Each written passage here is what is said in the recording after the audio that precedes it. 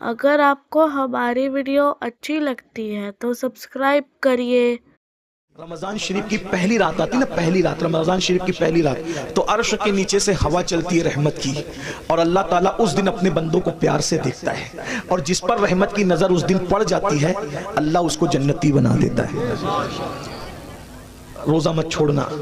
और एक बात ये भी याद रखना, अल मौजमुल औसत में ये हदीस है कि जो रमज़ान शरीफ में एक गुनाह करता है अल्लाह उसकी 1 साल की इबादत को ज़ाय कर देता है। यानी रमज़ान शरीफ में इसलिए गुनाह से बचो। उस रमज़ान शरीफ में गेम नहीं खेलना, फिल्में नहीं देखना, गाने नहीं सुनना।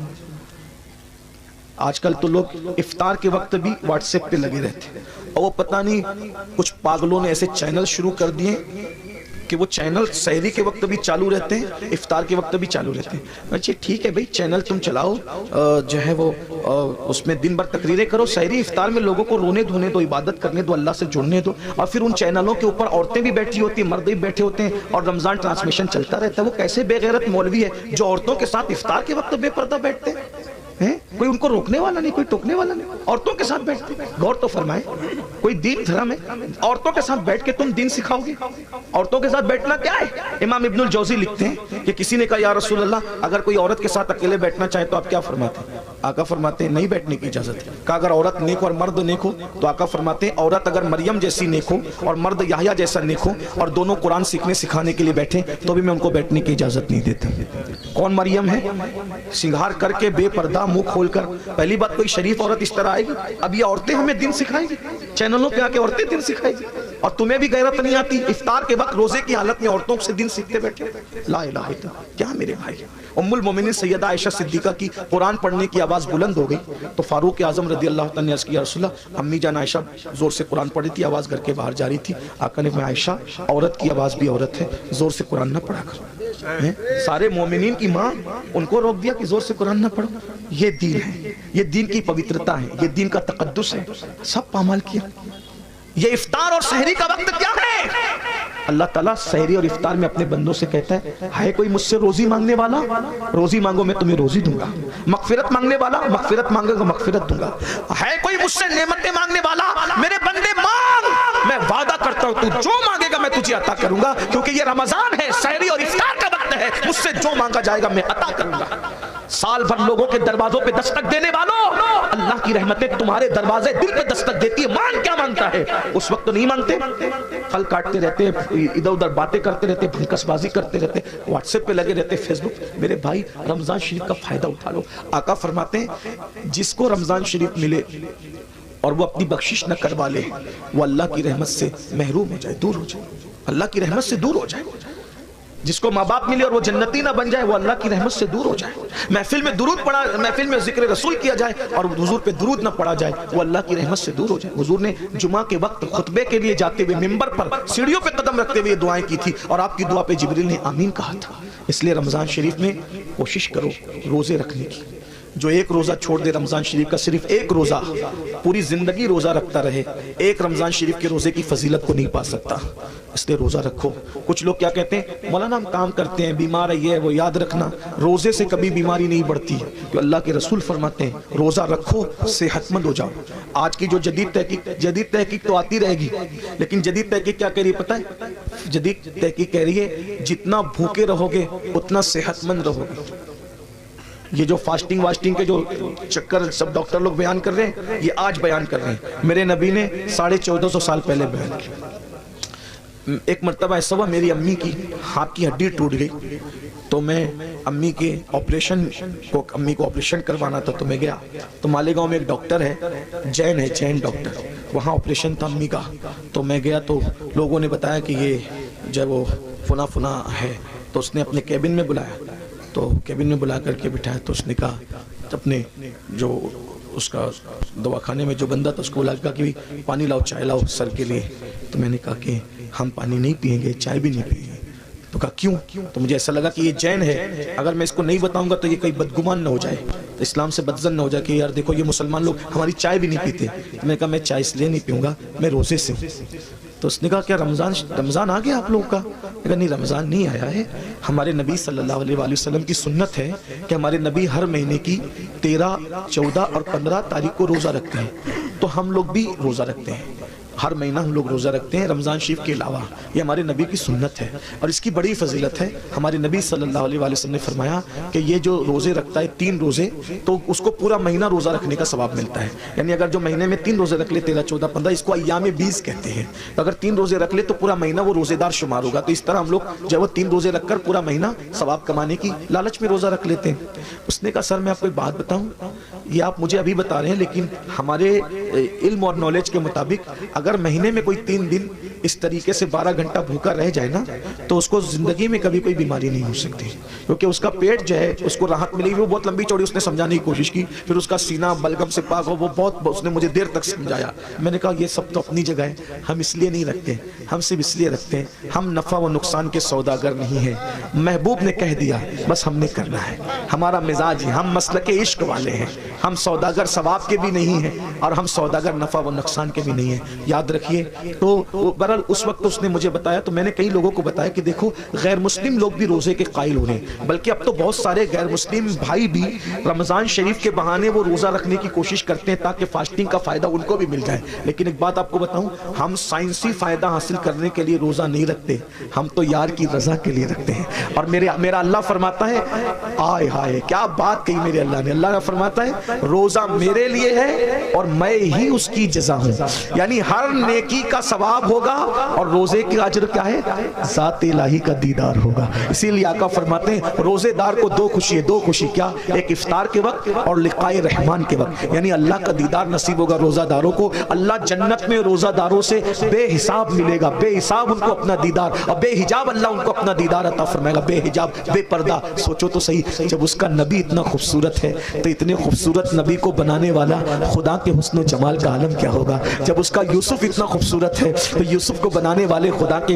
हुस्न जमाल का आलम क्या होगा। क्या मजा आएगा जब अपने अल्लाह का जन्नत में दीदार करेंगे। लेकिन कौन करेगा, जो जन्नत में जाएगा, जो जन्नत में जाएगा ही नहीं उसका क्या हाल होगा। इसलिए तौबा कीजिए, तौबा के दरवाजे खुले हुए, इस्तिग़फ़ार कीजिए, अल्लाह को मनाइए, अल्लाह को राजी कीजिए, अल्लाह से सुलह कीजिए। देखो अगर आखिरत की तैयारी करोगे तो भी दुनिया से जाना है, नहीं करोगे तो भी दुनिया से जाना है। अल्लाह नाराज रहेगा, हड्डियां भी कब्र में पिघल जाएगी, कीड़े खा लेंगे, सांप बिच्छू डसेंगे और क़यामत तक जो वो सांप बिच्छू डसते रहेंगे। और अगर अल्लाह को राजी कर लिया कफन भी मैला नहीं होगा इंशाअल्लाह। कफन भी मैं अल्लाह को राजी कर लो, रोजे रखो, फराइज वाजिबात पर अमल करो, आज से पहले जो हुआ उससे। तो लोग आखिरत को भूल चुके हैं, लोग आखिरत को फरामोश कर चुके हैं। और ये बात याद रखें, कुरान ने आखिरत की जितनी बात की है पूरा कुरान उठा करके पढ़ लें, 70% आयतें कुरान की आखिरत से मुताल्लिक है। मैंने कुरान मुकद्दस की जिस आया करीमा की सूरह नबा से तिलावत की है उसमें अल्लाह तबारक व तआला ने कब्र से उठने का जिक्र किया है। इंसान कब्र से उठेगा, किस तरीके से उठेगा। कब्र से उठने वाला एक ही शक्ल पर नहीं उठेगा। कब्र के अंदर तो सबको इंसान की शक्ल में दाखिल किया जाएगा, लेकिन कब्र से उठते वक्त हर इंसान जो है असल शक्ल पे नहीं उठेगा, इंसानी शक्ल में नहीं उठेगा। कौन किस शक्ल में उठेगा, अब जरा सुनिए अहदीस मुस्तफा और जरा गौर कीजिए।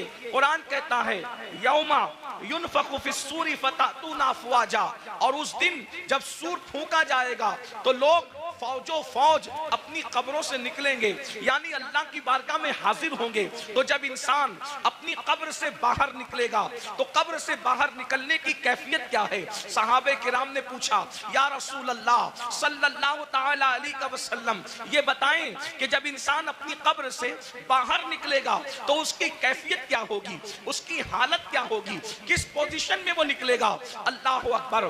दफन करते वक्त तो इंसान काफूर की खुशबू में बसाया हुआ होगा, दफन करते वक्त तो इंसान को कफन पहनाया हुआ होगा, दफन करते वक्त तो इंसान की कैफियत ये होगी इत्र और सुरमे के अंदर वो मुअत्तर भी होगा और उसकी आंखों पर सुरमे के असरात भी होंगे। लेकिन अल्लाह अकबर, उठते वक्त इंसान की कैफियत क्या होगी। अब जरा गौर से समात करें। अल्लाह अकबर। मेरे आका मुस्तफा करीम रऊफुर रहीम सल्लल्लाहु अलैहि वसल्लम अपने सहाबा से इरशाद फरमाते हैं, ऐ मेरे सहाबा, कुछ लोग क़यामत के दिन जब अपनी कब्र से उठेंगे तो उनकी आंखें नहीं होगी, वो अंधी आंखें लेकर के उठेंगे, आंखों में बीनाई नहीं होगी, वो आंखों में रोशनी नहीं होगी। जरा तसव्वुर तो करे, जो दुनिया में अंधा होगा वो आखिरत में अंधा हो जरूरी नहीं है, जो दुनिया में बीमार होगा वो आखिरत में बीमार हो जरूरी नहीं है। अल्लाह अकबर। इसलिए कि दुनिया की बीमारी की कोई हैसियत नहीं है, अल्लाह अल्लाह। लेकिन मेरे और आपके आका मुस्तफा करीम रऊफुर रहीम सल्लल्लाहु अलैहि वसल्लम इरशाद फरमाते हैं, कुछ लोग अपनी कब्र से अंधे उठेंगे, यानी उनकी आंखें नहीं होगी। अब मुझे बताएं, जब उनकी आंखें नहीं होगी तो वो अल्लाह का दीदार कैसे करेंगे, वो रसूलुल्लाह का दीदार कैसे करेंगे, वो औलिया अल्लाह का दीदार कैसे करेंगे। सहाबे किराम बेचैन हो गए और सहाबे किराम ने अर्ज किया, या रसूल अल्लाह सल्लल्लाहु तआला अलैहि वसल्लम, जो लोग बगैर आंखों के अपनी कब्रों से क़यामत के दिन अंधे उठेंगे, अंधे उठने की वजह क्या होगी? तो मेरे आका इरशाद फरमाते हैं, दुनिया के अंदर नसीहत करने वाले जब उनको नसीहत करते होंगे तो वो नसीहत को नहीं मानते होंगे। दुनिया के अंदर जब उनको अल्लाह से डराया जाता होगा तो वो अल्लाह से डरते नहीं होंगे। मिसाल के तौर पर आज भी आप देखें, बहुत सारे मुसलमान हैं जो अल्लाह रब्बुल इज्जत के बंदे जब उनको नसीहत करते हैं तो वो नसीहत मानते नहीं हैं। मिसाल के तौर पर अल्लाह अकबर, जैसे कि अगर किसी के घर में शादी में डीजे बजाया जा रहा हो, म्यूजिक बजाया जा रहा हो, गाने बजाया जा रहा हो, और अगर कोई आलिम कहे कि भाई डीजे न बजाओ ये हराम है, गाने न बजाओ ये हराम है, तो पलट करके नसीहत नहीं मानते, बल्कि क्या कहते हैं, दौलत हमारी है, मौलवी का क्या बिगड़ता है, माल हमारा है, मौलवी का क्या बिगड़ता है। सुन लो, अल्लाह के नबी ने तुम्हें वक्त से पहले आगाह किया, मरने वालों मौत आनी है, मरने के बाद क़यामत के दिन कब्र से उठना है।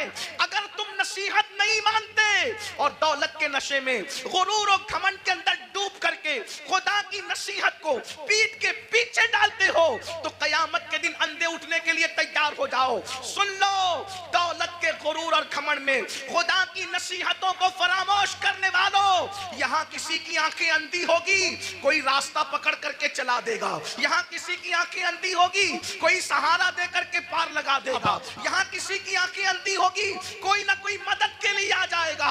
मगर क़यामत के दिन अल्लाह की नसीहतें न मानने की बुनियाद पर जब तुम्हें अल्लाह अंधा उठाएगा, न वहां लाठी होगी, न कोई सहारा होगा, न कोई मददगार होगा। अंदाजा फरमाए, क़यामत के दिन दफन होने के बाद अपनी अपनी कब्रों से उठना है। बोलो, नसीहत मानते हैं लोग? आजकल बहुत से लोग नसीहत नहीं मानते। और एक बात बताऊं, नसीहत मानना ये भी ईमान की अलामतों में से एक अलामत है। नसीहत मानना ईमान की निशानियों में से एक निशानी है। कुरान कहता है, वदक्किर फ़इन्न ज़िक्रा तनफ़उल मुमिनीन, कि नसीहत करो कि नसीहत मोमिनीन को फायदा देती है। पता चला जो नसीहत कबूल करते हैं वो मोमिन लोग हैं, और जो नसीहत कबूल नहीं करते वो अपने बारे में खुद सोचें कि वो क्या हैं। इसलिए नसीहत कबूल करो। आज नसीहत कबूल नहीं की जाती। अगर किसी मुसलमान को कहो, भाई चेहरे से दाढ़ी मुंडाना ये यहूदियों का तरीका है, चेहरे से दाढ़ी मुंडाना ये मुशरिकीन का तरीका है, चेहरे से दाढ़ी मुंडाना ये अल्लाह रसूल के दुश्मनों का तरीका है, तो आज का मुसलमान कहता है, अरे मौलाना अगर मैं दाढ़ी रखूंगा तो कैसा लगूंगा, मेरी बीवी पता नहीं इजाजत देगी कि नहीं देगी। मैं पूछना चाहता हूं मेरे भाई, बीवी से प्यार जरूर करो, लेकिन बीवी शरीक हयात है, शरीक ममात नहीं है। जैसे ही रूह का रिश्ता जिस्म से टूट जाएगा, ये बीवी कब्र में नहीं आएगी। अल्लाह अकबर। लेकिन खुदा के अजाब में गिरफ्तार कर दिए जाओगे। तो पहली चीज, अल्लाह के सच्चे रसूल सादिक व मसदूक मुस्तफा करीम रऊफुर रहीम सल्लल्लाहु अलैहि वसल्लम फरमाते हैं, जो नसीहत नहीं मानते, जो हक को कबूल नहीं करते, वो क़यामत के दिन अंधे उठाए जाएंगे। यहाँ एक बात का और इजाफा कर दूं, बहुत सी चीजों में नसीहत की जाती है। हराम काम न करो, बिदात न करो, खुराफात न करो, जराइम न करो, गुनाह न करो, बद मजहब गुस्ताख रसूल से दोस्ती न करो, उनसे रिश्तेदारी न करो। बहुत सी चीजें कही जाती हैं, लेकिन हमारी कौम नसीहत मानने के लिए तैयार नहीं है। फिर मेरे आका मुस्तफा जान रहमत सल्लल्लाहु अलैहि वसल्लम इरशाद फरमाते हैं, दूसरा गिरोह जब कब्र से निकलेगा तो उनकी कैफियत क्या होगी। आका इरशाद फरमाते हैं, जब दूसरा ग्रुप, चूंकि कुरान कहता है फतअतूना अफवाजा, फौज फौज निकलेंगे लोग, यानी कब्रों से गिरोह दर गिरोह निकलेंगे। तो पहले ग्रुप का जिक्र आपने सुन लिया, अब दूसरे ग्रुप का जिक्र सुने। जो दूसरा ग्रुप कब्रों से निकलेगा उनकी कैफियत क्या होगी? दूसरे ग्रुप की कैफियत ये होगी, मेरे और तुम्हारे आका सच्चे रसूल सादिक व मज़दूक मुस्तफ़ा जान रहमत सल्लल्लाहु अलैहि वसल्लम फरमाते हैं, लोग कब्रों से निकलेंगे तो ऐसे निकलेंगे जैसे उन पर किसी ने जादू कर दिया हो। हालांकि उस दिन कौन किस पे जादू करेगा? जैसे जादू जिस पे किया जाता है तो उसका चेहरा कैसे बेरौनक होता है, सूना सूना होता है, उसके चेहरे पर जो है हसासियत नहीं होती, उसका चेहरा जो है अल्लाह अकबर खूबसूरत नहीं लगता।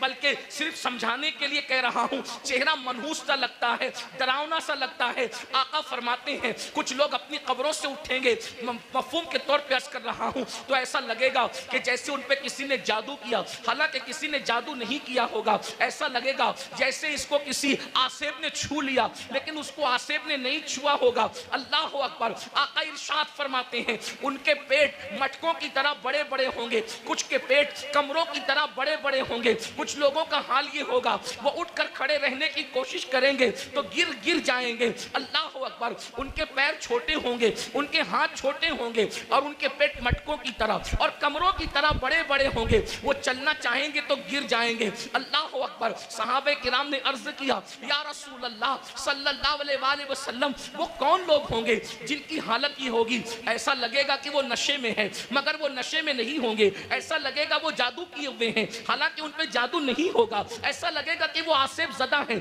हालांकि वो आसेब में नहीं होंगे। उनके पेट कमरों की तरह, उनमें सांप और बिच्छू होंगे। साहबे किराम ने पूछा तो आका फरमाते हैं जिन लोगों ने दुनिया में सूद खाया होगा, जिन लोगों ने दुनिया में सूद के धंधे किए होंगे, वो इस हालत में उठेंगे कि वो चल नहीं सकेंगे। अल्लाह अकबर। वो चल नहीं सकेंगे। उनकी कैफियत ये होगी जैसे जानवरों को हाँक करके जंगल में चरवाहा लेकर के जाता है, वैसे जलील करके फरिश्ते उनको जानवरों की तरह हाँकते हुए मैदान महशर में लाएंगे। अल्लाह अकबर। जरा तसव्वुर तो करो, जरा गौर तो करो, उस दिन की जिल्लत क्या जिल्लत होगी, उस दिन की रुसवाई क्या रुसवाई होगी।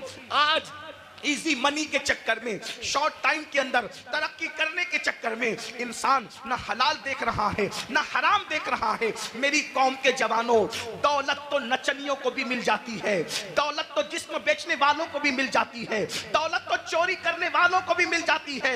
अरे दौलत ही सब कुछ नहीं है, दौलत एक दिन खत्म होने वाली है, दुनिया एक दिन खत्म होने वाली है। यहां से लेकर क्या जाओगे? अरे हलाल कमाया हुआ जब साथ नहीं ले जाओगे तो हराम कमाया हुआ क्या साथ लेकर के जाओगे?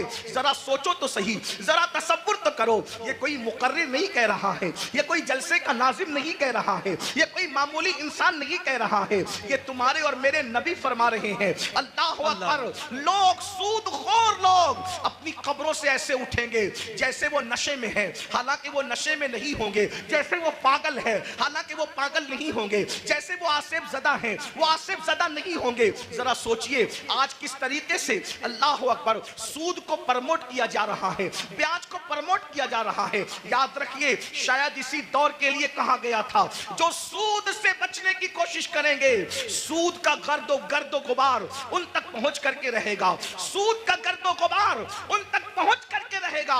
आज ऐसा तो नहीं कि हम उसी दौर में जिंदगी गुजार रहे हैं। अल्लाह अकबर। सूद लेन देन मुस्लिम आबादियों में इतना बढ़ चुका है कि लोगों को ख्याल ही नहीं रहता कि हम हराम कमा रहे हैं। एक बात मुझे याद आई, आगे बढ़ने से पहले इस हदीस को मैं आगे बढ़ाऊं उससे पहले बीच में एक रिवायत याद आई। मेरे भाइयों जरा सोचो, जरा गौर करो। आपने अब तक ये सुना होगा, आपने अब तक ये सुना होगा, जब कोई बंदा हज के लिए जाए और सफर हज में मर जाए, अल्लाह अकबर, सफर हज में मरने वाले की शान क्या है? सफर हज में मरने वाले की शान क्या है? नंबर एक, जो हज करता है वो गुनाहों से ऐसे पाक हो जाता है जैसे अभी माँ के पेट से पैदा हुआ। हज करने वाले के सारे गुनाह बख्श दिए जाते हैं। हत्ता के हाजी की शान ये है कि हाजी 700 ऐसे लोगों की बख्शिश करवाएगा जिन पर जहन्नम वाजिब हो चुका होगा। हाजी की शान ये है। अल्लाह अकबर। लेकिन कोई हाजी बने तो सही, हाजी सब कहलाते हैं, हाजी है कितने? जो वाकई हाजी होगा वो 700 लोगों की की बख्शिश कराएगा। हाजी का टाइटल पाना आसान है, हाजी बन जाना आसान नहीं है। अल्लाह अकबर। सुनो सुनो, गौर से सुनो, अल्लाह के बंदो तवज्जो से सुनो। अल्लाह अकबर। हज करने वाले की मगफिरत हो जाती है, हज करने वाले की बख्शिश हो जाती है। हज करने वाला 700 लोगों की शफाअत करेगा, वो शफी बनेगा, उसकी शफाअत कबूल की जाएगी। अल्लाह अकबर। और अगर कोई खुशनसीब सफर हज में मर जाए, सफर हज में मर जाए, तो जब तक दुनिया कायम रहेगी, जब तक चांद सूरज निकलते रहेंगे, जब तक अरफात के मैदान में हज होता रहेगा, जो सफर हज में मर गया, कयामत तक हर साल अल्लाह उसको हज करने का सवाब अता फरमाएगा। एक रिवायत में आया है, उसका हम शक्ल एक फरिश्ता पैदा किया जाएगा जो कयामत तक उसके लिए हज करता रहेगा। बोलो सफर हज में मरने की फजीलत क्या है? मगर अब सुनिए, दिल के कानों से सुनिए, जरा गौर से सुनिए। अल्लाह अकबर। एक काफिला सफर कर रहा था, सफर करते करते जब वो आगे बढ़ा हज के सफर में, तो उन्होंने क्या देखा, एक बंदे का इंतकाल हो गया। और जब उसका इंतकाल हो गया, सोचा हाजी है, हाजी साहब का इंतकाल हो गया। अभी काबे तक पहुंचे भी नहीं थे कि हाजी साहब का इंतकाल हो गया। हाजी साहब का इंतकाल हुआ तो उनके चेहरे पे कपड़ा ढांक दिया गया। जब कपड़ा ढांक दिया गया, थोड़ी देर के बाद लोगों ने सोचा चलो गुस्ल दे दो, चलो कफन पहना दो, ताकि हम इनको दफन कर सकें। जैसे ही गुस्ल देने के लिए चेहरे से कपड़ा हटाया तो क्या देखते हैं कि हाजी साहब का चेहरा गधे की तरह हो गया, गधे की शक्ल इख्तियार कर गया। अल्लाह अकबर। पूरे काफिले में कोहराम मच गया, पूरा काफिला बेचैन हो गया। अरे सफर हज में मरना तो बड़ी सआदत की बात है, लेकिन सब रोने लगे, सब बेचैन होने लगे, दुआ करने लगे और दुआ करते थे, या अल्लाह तू किसी पे जुल्म तो नहीं करता, सफर हज में मरने वाला इसका चेहरा गधे की तरह हो गया। अल्लाह अकबर। तो किसी की आंख लगी तो ख्वाब में इरशाद फरमाया गया, तुम इसके गधे की तरह चेहरा होने पर अफसोस और ताज्जुब करते हो, ये नहीं पूछते कि इसका चेहरा सफर हज में भी आखिर गधे की तरह क्यों हो गया। जब पूछा गया तो बताया गया, ये सूद के पैसे से हज पे आया था और ये सूद का कारोबार करता था, इसलिए बतौर इबरत इसकी शक्ल को गधे की तरह कर दी गई। मेरे प्यारे आका अलैहिस्सलातु व तस्लीम के प्यारे दीवानों, दुनिया दुनिया दुनिया की मोहब्बत, दुनिया का माल, कुरान कहता है अल्हाकुमुत तकासुरु हत्ता ज़ुरतुमुल मकाबिर, हलाक कर दिया तुमको माल की मोहब्बत ने, यहां तक कि तुम कब्रों के घरों तक पहुंच गए। माल की मोहब्बत से निकलो। माल कमाना बुरा नहीं है, लेकिन माल की मोहब्बत में मजहब व मसलक का सौदा करना बुरा है, आखिरत को फरोख्त करना बुरा है। याद रखिए, ये दुनिया है। एक बात मैं आपसे कहता हूं, आप बहुत अच्छे से सुन रहे हैं, 99% लोग अच्छे से सुन रहे हैं, 1% लोग अगर गड़बड़ कर रहे हैं, ये मैं उनके ईमान और अकीदे पे छोड़ता हूं, क्योंकि कुछ लोग ऐसे होते हैं जो अपने वजूद के होने की गवाही में चिल्लम चाट करते हैं, उन्हें करने दीजिए। मेरी तवज्जो 1% लोगों की तरफ नहीं, मेरी तवज्जो उन 99% खुशनसीबों की तरफ है जो अपनी आखिरत को बेहतर बनाने के लिए यहाँ बैठे हैं, जो अल्लाह की रजा के लिए यहाँ बैठे हैं। 1% लोगों में, चाहे जमीन पे बैठे लोग हो, चाहे मिंबर पे बैठे लोग हो, जो गड़बड़ करे उनको करने दीजिए। आप सुनिए, अब उस 1% में से भी 50% उसमें से भी इधर आ गए हैं और माशाल्लाह सब सुन रहे हैं। आधा % उसमें से अब लोग अगर कुछ हैं उनको करने दे वो जो कर रहे हैं, लेकिन गौर से सुनिए। एक बात आपसे कहता हूं, हम झूठ बोल के माल कमा लें, हम सूद के जरिए माल कमा लें, हम चोरी के जरिए माल कमा लें, किसी जरिए माल कमा लें, थोड़ा जरा गौर कीजिए। अगर हम पीवर हलाल के जरिए भी माल कमाएं तो मुझे बताइए माल किससे वफा करता है? जो हमसे वफा करेगा। एक बात याद रखना, माल जरूर कमाओ मगर माल के चक्कर में अल्लाह को मत भूलो। यही तो फिरौनियत है। देखो, मालदार फिरौन भी है, मालदार उस्मान गनी भी है, मालदार नमरूद भी है, मालदार सुलेमान अलैहिस्सलाम भी है, मालदार जो है वो कारून भी है और मालदार जुल्करनैन भी है। लेकिन फर्क क्या है? दोनों मालदारों की मजम्मत नहीं है। सैयदना उस्मान गनी को माल के बदले में जन्नत बेची गई है। अगर माल बुरा होता तो उस्मान गनी की भी बुराई की जाती माज़अल्लाह माल की बुनियाद पर, लेकिन कोई उस्मान गनी की बुराई नहीं करता। अल्लाह अकबर। कारून की बुराई होती है, उस्मान की बुराई नहीं होती। वजह, माल ने कारून को अल्लाह का बागी बना दिया और माल ने उस्मान गनी को जन्नती बना दिया। माल बुरा नहीं है, माल का इस्तेमाल बुरा है। हुकूमत मिली, नमरूद बिगड़ गया। हुकूमत मिली, सुलेमान अलैहिस्सलाम को हुकूमत ने नहीं बिगाड़ा, बल्कि जब भी नेमत मिलती है तो सुलेमान अलैहिस्सलाम कहते हैं कि सुबहान रब्बियल आला। नमरूद कहता है अना रब्बुकुमुल आला, और सुलेमान कहते हैं सुबहान रब्बियल आला। माल बुरा नहीं है, माल के चक्कर में अल्लाह को भूल जाना बुरा है। अब आपसे पूछता हूं, कितने ही मालदार हैं हम? थोड़ा गौर, मिंबर वाले भी गौर।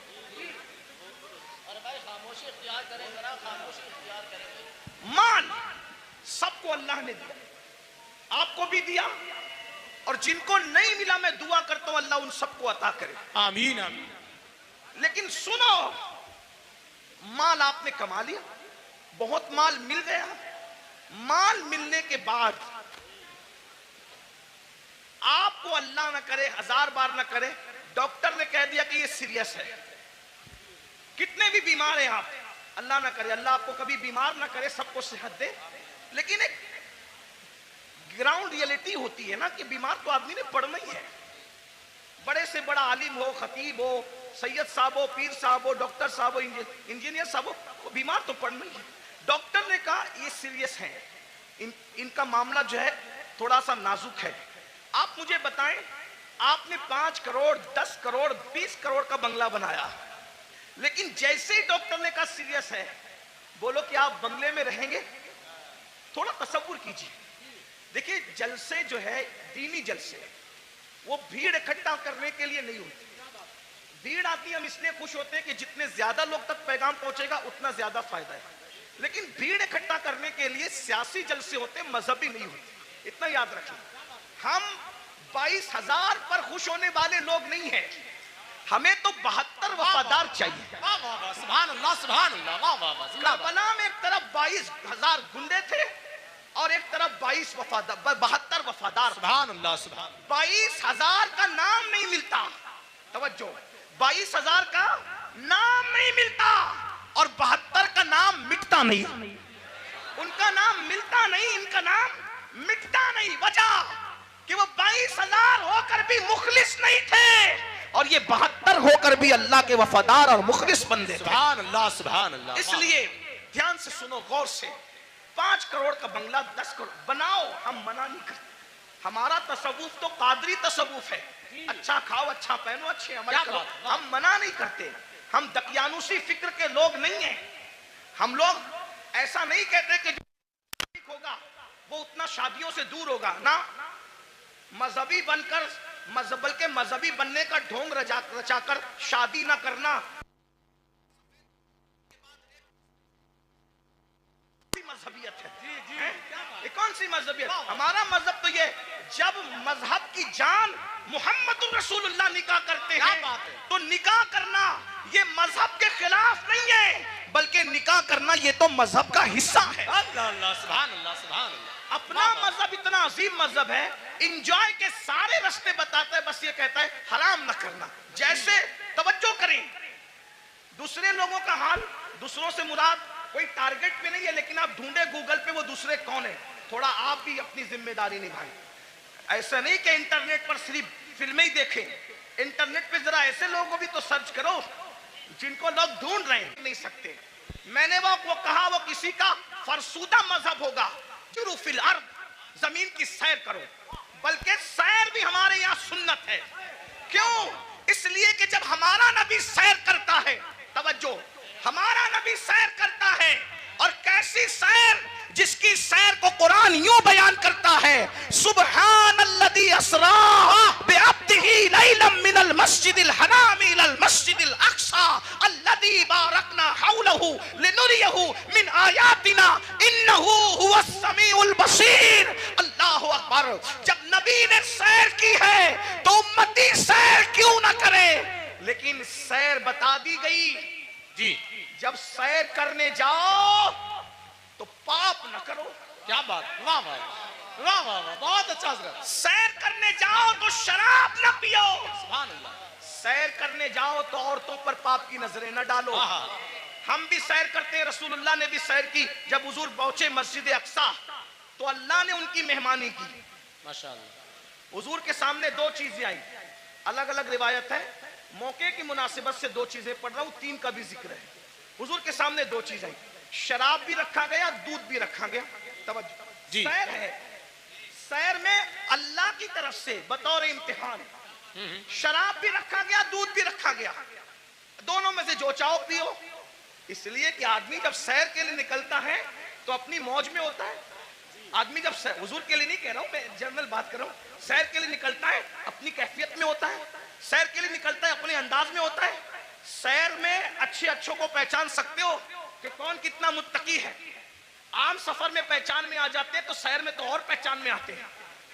जब हुजूर के सामने रखा गया दूध और शराब, हुजूर ने शराब नहीं पिया, हुजूर ने दूध पिया। हुजूर ने दूध पिया। जिब्रील ने कहा हुजूर आपने अच्छा किया, शराब नहीं पिया। अगर शराब पी लेते तो आपकी पूरी उम्मत गुमराह हो जाती। उस सैर में नबी ने शराब नहीं पिया, दूध पिया। बता दिया मेरे उम्मतियों, हम सैर के लिए निकले, शराब छोड़कर दूध पिया। तुम भी निकलना, शराब को हाथ मत लगाना, दूध पियो तो जायज है, शराब पीने की इजाजत नहीं है। हुजूर नारे तकबीर, नारे रिसालत, मसलके आला हजरत, जामिया अरबिया मदीनतुल उलूम, जश्न दस्तार बंदी। वाह वाह वाह, सुभान।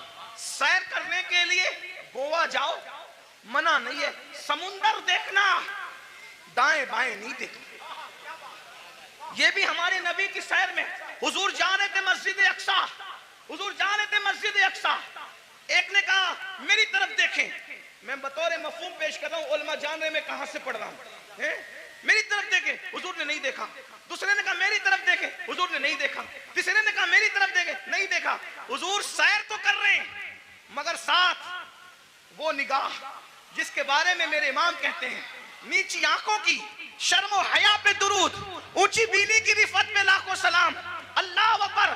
तालीम उम्मत के लिए सैर भी हो रही है, नजर नहीं भटक रही है, नजर अपने मकसद पे लगी हुई है। जब मस्जिद अक्सा पहुंचे तो जिब्रील ने कहा या रसूलल्लाह आपने अच्छा किया, आपने उस बुढ़ी को नहीं देखा है, उस बुढ़िया को नहीं देखा। वो बुढ़िया जानते हैं जो बन सवर का सच सवर के आई थी कौन थी?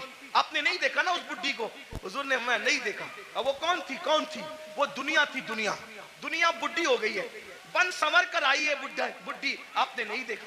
अगर आप उसकी तरफ मुतवज्जे होते, अगर आप उसकी तरफ मुतवज्जे होते तो आपकी उम्मत दुनियादार हो जाती। फिर किसी ने कहा मेरी तरफ देखें, वो यहूदियों का दाई था, अगर आप उसकी तरफ देखते आपकी उम्मत यहूदी हो जाती।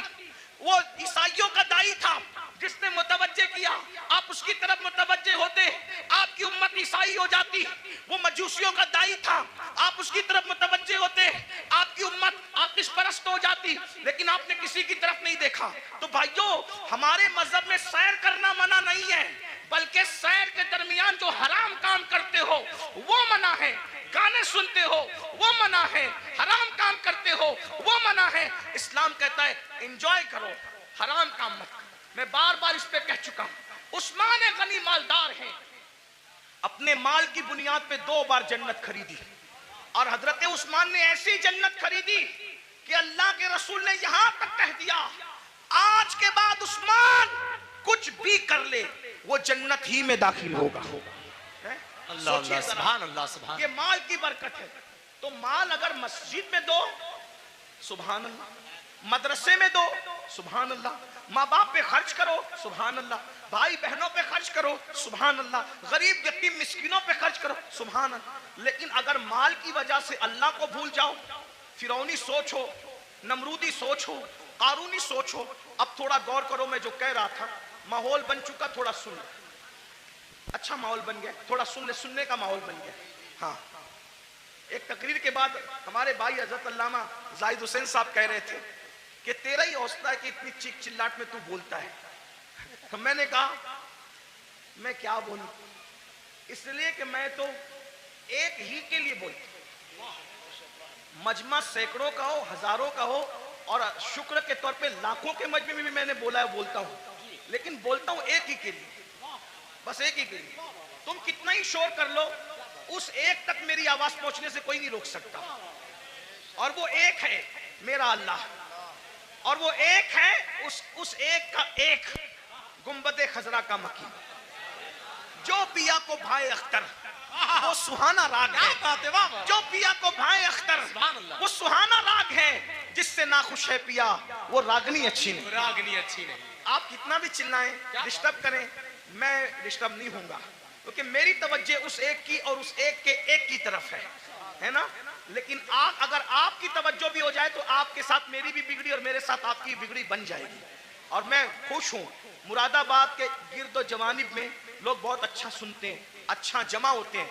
इसमें हमारा कमाल नहीं है, इसमें हुजूर सदरुल फाजिल फखरुल अमासिल अल्लामा सैयद नईमुद्दीन मुरादाबादी की मेहनतों का नतीजा है। हज़रत अल्लामा मुफ्ती अजमल संबली रहमतुल्लाह अलैह की काविशों का नतीजा है।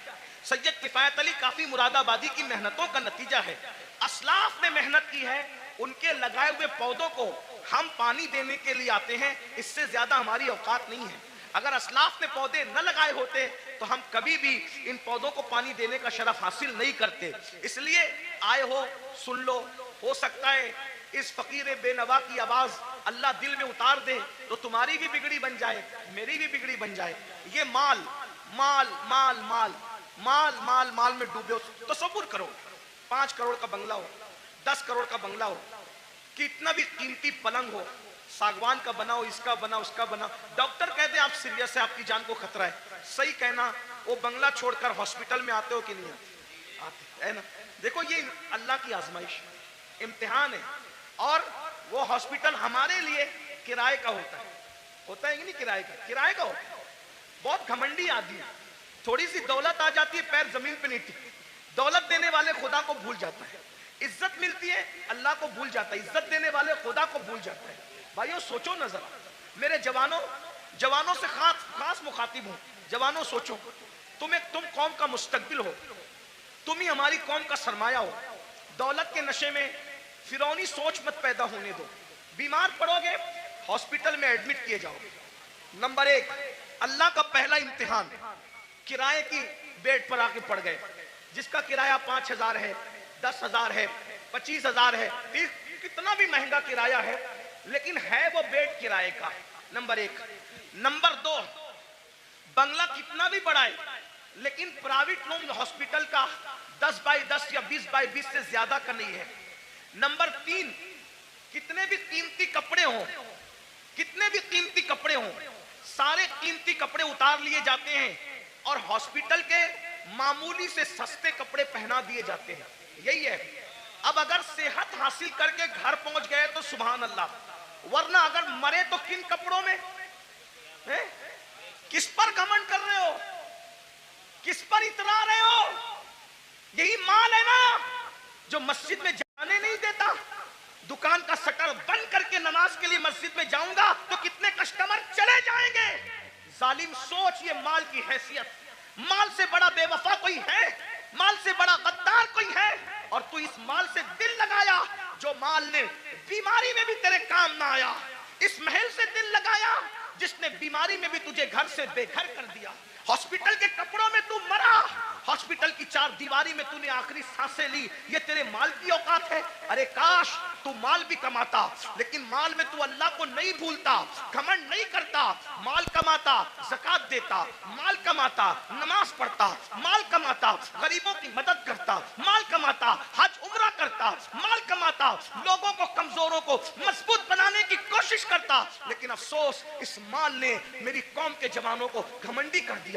उन भाइयों को आगे बढ़ने से पहले एक बात करता हूं, 2 बातें करके बात खत्म कर लूंगा, बस 2 बातें, आखिरी की 2 बातें, एक और एक सुने। एक बार बादशाह हारून रशीद हज के लिए निकला। हारून रशीद बादशाह हज के लिए निकला। न इधर उधर की तू बात कर, ये बता के काफिला क्यों लुटा। मुझे रहजनों से गरज नहीं तेरी रहबरी का सवाल। पहले मिंबर पे बैठना सीख ले। तो अपनी औकात से बढ़ के कुछ नहीं कहूंगा, लेकिन बहुत दुख की बात है, मिंबर वाले मिंबर पे बैठना सीख ले। बस मिंबर पे तो अब हर आदमी को आप घुसा कर लाते हैं, मेयार भी मिंबर का खत्म। हमारे दादा मुर्शिद हुजूर मुफ्ती आजमीन के दौर में मजाल थी कोई अवाम में से पब्लिक पे चढ़ती, मिंबर पे चढ़ती नहीं। हुजूर मुजाहिद मिल्लत के दौर में मजाल थी, कोई मिंबर पे नहीं। यहाँ तो हाल यह है कि बस कोई मेयार ही नहीं। इन्ना लिल्लाहि, अल्लाह रहम। आज दुनिया के 90% लोग जो हैं बेचैन है, बेकरार है, मुस्तरिब है, वो लोगों को सुकून नहीं है। सब कहते हैं हजरत सुकून नहीं है, कोई कहता है अल्लाह हजरत सब कुछ है सुकून नहीं है, कोई कहता है बेटी को रिश्ता नहीं है, कोई कहता है औलाद नहीं है। जिसको औलाद है फरमा बरदार नहीं है, फरमा बरदार है उनको नौकरियां नहीं है, घर में रोजी रोटी का मसला है। हर मुसलमान नहीं बल्कि हर इंसान किसी न किसी मसले में उलझा हुआ है। ये मसले क्या है? ये मसले नहीं है, ये मसले जो है अल्लाह के अजाब की एक शक्ल है। अल्लाह ने बतौर अजाब मुसल्लत किया है। बेटी को रिश्ता नहीं आता, ये अल्लाह के अजाब में से एक अजाब हो सकता है। याद रखना, रोजी के लिए दर दर भटक रहे हो, खुदा के अजाब में से एक अजाब हो सकता है। सोते हो नींद नहीं आती, नींद की गोलियां लेकर भी सोते हो फिर भी नींद नहीं आती, अल्लाह के अजाब में से एक अजाब की शक्ल हो सकती है। औलाद नाफरमान है, माँ बाप को गालियां दे रहे हैं, माँ बाप को घर से निकाल रहे हैं, माँ बाप को जलील कर रहे हैं, माँ बाप को रुसवा कर रहे हैं। ये सब क्या है? अल्लाह के अजाब में से एक अजाब है। इसलिए अल्लाह की नाफरमानी करोगे तो यही होगा। बहरहाल आखिरी बात के तौर पे अर्ज कर रहा हूँ, फिर आका इरशाद फरमाते हैं हम लोग और आगे बढ़े। जब जहन्नम का मुशाहिदा किया तो हमने देखा कि कुछ ऐसे लोग हैं जिनके होंठ आग की कैंची से काटे जा रहे हैं, आग की कैंची से होंठ काटे जा रहे हैं। मैंने पूछा जिब्रील ये कौन लोग हैं? तो जिब्रील अलैहिस्सलाम ने अर्ज़ की या रसूल अल्लाह, ये आपकी उम्मत के वो उलमा हैं, वो मुकर्रिर लोग हैं जो कौम में फितना फैलाने की बात करते थे, कौम में ऐसी बात करते थे कि कौम में फितना फैले। आज इनके होंठ काटे जा रहे हैं। और एक हदीस में ये भी आया है कि ये वो मुकर्रिर लोग हैं, ये वो उलमा लोग हैं जो लोगों को तो नेक काम का हुक्म देते थे मगर खुद नहीं करते थे। कुरान कहता है लिमा तक़ूलूना मा ला तफ़अलून, वो क्यों कहते हो जिस पर खुद अमल नहीं करते। अब यहाँ ये बात ध्यान से सुन ले, गौर से सुन ले। आखिरी बात के तौर पे किन मुकर्रिरों के होंठ काटे जा रहे हैं आग की कैंची से? जो लोग उम्मत में ऐसी बात करते थे लड़ाने की, उम्मत को डिवाइड करने की, उम्मत में फितना पैदा करने की। आज देख लीजिए बहुत सारे मुकर्रिर ऐसे दुनिया में मिलेंगे आपको जो उम्मत में आते हैं बांटने की बात करते हैं, तकसीम करने की बात करते हैं। उम्मत के जो मुत्तफक अलैह मसाइल हैं उससे हट करके नई बातें छेड़ते हैं। मिसाल के तौर पे 1857 से पहले पूरी उम्मत जो है वो हिंदुस्तान के अंदर पूरी कौम जो है इस बात पर मुत्तफिक थी कि अल्लाह ने अपने नबी को गैब का इल्म अता फरमाया, लेकिन नई बात लाई गई और कौम को लड़ाया गया। और ये बात कही गई कि नबी को तो दीवार के पीछे की खबर नहीं है, एक नई बात करके कौम को लड़ाया गया, उम्मत में इंतशार पैदा किया गया। इसी तरह 1857 से पहले इस मुल्क हिंदुस्तान में पूरी कौम का अकीदा था कि नबी जिंदा है, नबी हमारी जानों से ज्यादा करीब है, बल्कि कस्में उठाकर मुसलमान कहता था तू जिंदा है वल्लाह, तू जिंदा है वल्लाह, मेरी चश्मे आलम से छुप जाने वाले। लेकिन ये बदतरीन उलमा, वो अल्लाह अकबर बिदती उलमा, वो बदतरीन खल्क है, अल्लाह अकबर, वो बदतरीन खुतबा जिन्होंने ये बात फैलाई कि माज़अल्लाह नबी मरकर मिट्टी में मिल गए, कौम को लड़ाया कि नहीं लड़ाया। इसी तरीके से आज भी कुछ लोग ये काम कर रहे हैं कि अल्लाह अकबर सहाबा और अहलुल बैत के अकीदे पर, यानी सहाबा की मोहब्बत और अहलुल बैत की मोहब्बत पर पूरी दुनिया के लोग कायम है, पूरी दुनिया के मोमिनीन कायम है। लेकिन एक तबका मुकर्रिरों का ऐसा है कि वो अल्लाह अकबर अहलुल बैत की मोहब्बत के नाम पर सहाबा को तान करता है और कौम को लड़ाता है। और कुछ लोग ऐसे हैं जो सहाबा की मोहब्बत के नाम पे अहलुल बैत को तान करते हैं और उम्मत को लड़ाते हैं। याद रखना, आज कौम के साथ जो खिलवाड़ करना हो कर लो, लेकिन आखिर मौत है, मौत, मरना सबको है, अवाम को भी और खुतबा को भी। इसलिए खुदा के लिए आपसे भी कहता हूं, ऐसे लोगों का अलैकार न बनो जो सहाबा के नाम पर अहले बैत पे सवालिया निशान खड़ा करते हैं, और ऐसे लोगों का भी अलैकार न बनो जो अल्लाह अकबर अहलुल बैत के नाम पर सहाबा को गालियां देते हैं। वल्लाह सहाबा हमारी एक आंख है और अहले बैत हमारी दूसरी आंख है। हम दो आंख वाले हैं और हमारे एक हाथ में सहाबा का दामन है और एक हाथ में अहलुल बैत का दामन है। अल्लाह अकबर, सहाबा वो है जिन्होंने इस्लाम फैलाया है और अहले बैत वो है जिन्होंने इस्लाम बचाया है। हम फैलाने वालों का भी एहसान मानते हैं और बचाने वालों का भी एहसान मानते हैं। नारे तकबीर, नारे रिसालत, मसलके आला हजरत, नारे तकबीर, हजरत अल्लामा मौलाना। जहां हम करबला की जंग को भूल नहीं सकते कि वो इस्लाम बचाने की जंग थी, वही हम बद्र और उहुद को भी भूल नहीं सकते कि वो इस्लाम फैलाने की जंग थी। जहां हम करबला के फाका कशों को नहीं भूल सकते, वही हम बद्र उहुद के फाका कशों को भी फरामोश नहीं कर सकते। करबला वालों को रसूलुल्लाह ने अपने कंधों पे उठाया है। तो बद्र, ओहद और खंदक और खैबर वालों के लिए कुरान कहता है वल आदियाति दबहन फल मोरियाति कदहा। ए महबूब, जो तेरे पीछे घोड़े दौड़ाते हैं और उनके घोड़ों की टापों से जो धूल निकलती है, हम उन घोड़ों की टापों से निकलने वाले धूल की भी कसम उठाते हैं। जिनके घोड़ों के पैरों से लगने वाली धूल इतनी कीमती है कि अल्लाह उसकी भी कसम कुरान में उठाता है। कुरान तो पढ़ो ना, कुरान तो पढ़ो। सहाबा को क्या समझोगे? अरे सहाबा का घोड़ा इतना कीमती है कि उसके पैर से जो मिट्टी लगती है और उससे जो धूल उड़ती है, अल्लाह उस धूल की कसम की भी और उस धूल की भी कसम उठा करके बताता है, जिसके घोड़ों की टाप से लगने वाली धूल हमारे नजदीक इतनी कीमती है, तो सहाबा का घोड़ा कितना कीमती होगा। और जब वो सहाबी का घोड़ा कीमती है तो उसमें बैठने वाला सहाबी कितना कीमती है। जरा गौर कीजिए। इसलिए ईमान बचाना है तो एतदाल के मसलक पे रहिए। और ये फिक्र एतदाल 14वीं सदी में जिन उलमा ने दी है, उसके सरदार को इमाम अहले सुन्नत कहते हैं। और वो अहले सुन्नत का इमाम कहता है अहले सुन्नत का है बेड़ा पार, असहाबे हुजूर नज्म है और नाव है, इतरत रसूलुल्लाह की। तो वो खुतबा जो फितना फैलाते हैं, वो ये भी कहते हैं भाई मजार पे क्यों जाते हो, मजार पे जाना तो शिर्क है, ना जाओ मजार पे, फितना फैला। हम कहते हैं आप जरा होश से बात करें, क्या मजार पे जाना शिर्क कैसे हो सकता? रसूलुल्लाह ने मजार पे जाने का हुक्म दिया, और तो क्या माज़अल्लाह हुजूर मजार पे जाने का जो हुक्म देकर क्या शिर्क का हुक्म दे रहे माज़अल्लाह? क्या हुजूर अलैहिस्सलाम ने ये नहीं फरमाया?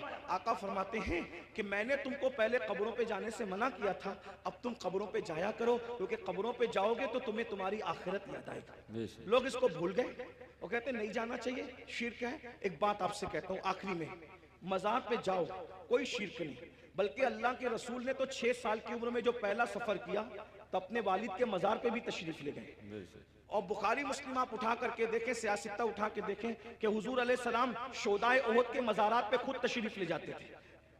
शोदाए ओहद के मजारात पर अल्लाह के रसूल खुद तशरीफ ले जाते थे। सैयदुश शोदा अमीर हमजा के मजार पर सैयदा फातिमा ज़हरा खुद तशरीफ ले जाती थी। गौर फरमाएं, आप गौर कीजिए, मजार पे जाना शिर्क नहीं है। लेकिन एक बात आपसे सुन्नियों से कहना है, मेरे भाइयों से, मजार पे जरूर जाओ, लेकिन सुन्नत के मुताबिक जाओ। आज हमारी सुन्नी कौम अपने मसलक को खुद बदनाम करते हैं। वहां जाकर कुछ लोग इल्म न होने की वजह से सजदा करते हैं। हमारे मजहब में, इस्लाम में, सजदा करना अल्लाह के सिवा किसी को जायज नहीं। आप गलती करते हो। देखो, अगर कोई मुसलमान शराब पीता है तो क्या इसका इल्जाम इस्लाम पर आएगा? बोलो भाई, बताइए, सही कह रहा हूं गलत कह रहा हूं? अगर मुसलमान शराब पिए तो क्या इसका इल्जाम इस्लाम पर आएगा? बोले नहीं आएगा, क्योंकि इस्लाम ने शराब हराम किया है। अब कोई शराब पी रहा है तो ये उसकी अपनी नादानी है, इस्लाम का इसमें कोई कसूर नहीं है। तो अगर माज़अल्लाह कोई जाहिल अनपढ़ कब्र पे जाके सजदा कर रहा है तो अहले सुन्नत उसकी तायीद कभी नहीं करते। हमारे इमाम सैयदी आला हजरत ने तो पूरी किताब लिखी, अज़्ज़ुब्दतुज़ ज़किया, सजदे ताज़ीमी की हुर्मत पर आपने पूरी किताब लिखी। तो गैरुल्लाह को सजदे ताज़ीमी हराम है, और माज़अल्लाह अगर इबादत की नियत से करे तो शिर्क है। ये हम अहले सुन्नत का मसलक है। सजदा करने के बारे में हम सुन्नियों को लोग बदनाम करते हैं, झूठ बोलते हैं, तजावुल आरफाना से काम लेते हैं कि हम तायीद करते हैं। हमारे किसी सुन्नी जिम्मेदार आलिम ने कभी कब्र पर सजदा करने की इजाजत नहीं दी, उसकी तायीद नहीं की। भाई, अगर हम कब्रों को सजदा करते तो फिर हम मस्जिदें क्यों बनाते? हम इतनी मेहनत करके चंदे करके मस्जिदें क्यों बनाते? भाई, जो कब्रों को सजदा करेगा उसकी मस्जिद कैसे होगी? हमारी मस्जिदें हैं, और आज भी इतनी गुंडागर्दी लोगों ने की हमारे साथ। आज भी पूरे मुल्क हिंदुस्तान में नहीं बल्कि पूरी दुनिया में सबसे ज्यादा अगर किसी की मस्जिदें हैं तो वो सिर्फ और सिर्फ हम अहले सुन्नत व जमात की मस्जिद। बेशक इतनी मस्जिदों पर कब्जा किया, नाजायज कब्जा किया, छीना, फिर भी सबसे ज्यादा मस्जिदें हमारी है। अल्हम्दुलिल्लाह, दिल्ली की जामा मस्जिद के बानी से लेकर मुरादाबाद की जामा मस्जिद के बानी तक तारीख उठा करके देख लो, सब के सब आपको अहले सुन्नत मिलेंगे, कोई अहले बिदअत आपको नहीं मिलेगा। अल्हम्दुलिल्लाह रब्बिल आलमीन। लेकिन ये बात सुन्नियों में तुमसे कहता हूँ, कब्रों पे जाके सजदा मत करो, अपना इस्लाम बदनाम होता है, अपना मसला। और एक बात कहता हूँ, जिस चीज से अल्लाह रसूल ने रोक दिया उसमें कभी कोई फायदा ही नहीं है। जब हम अपने नबी को सजदा नहीं कर सकते तो हम किसी वली को सजदा कैसे कर सकते हैं? हम किसी पीर को सजदा, आपको मेरी बात बुरी लगेगी तो माफ करना, लेकिन ये मैं आपकी आखिरत के लिए कह रहा हूँ। आप सोचेंगे नहीं हमें तो फुला ने बताया। एक बात मैं आपसे कह दूं, आप किसके मुरीद हैं? आप कहेंगे मैं कादरी सिलसिले में मुरीद हूँ, कोई आप कहेंगे मैं चिश्ती सिलसिले में मुरीद हूँ, कोई कहेगा मैं नक्शबंदी सिलसिले में मुरीद हूँ, कोई कहेगा मैं सोहरवर्दी सिलसिले में मुरीद हूँ, कोई कहेगा मैं मदारी सिलसिले में मुरीद हूँ, कोई कहेगा मैं वारसी सिलसिले में मुरीद हूँ, कोई कुछ। सब सिलसिले जो हक है, जितने भी सिलसिले हक हैं, सब सिलसिले हमारे सर और आंखों पर है।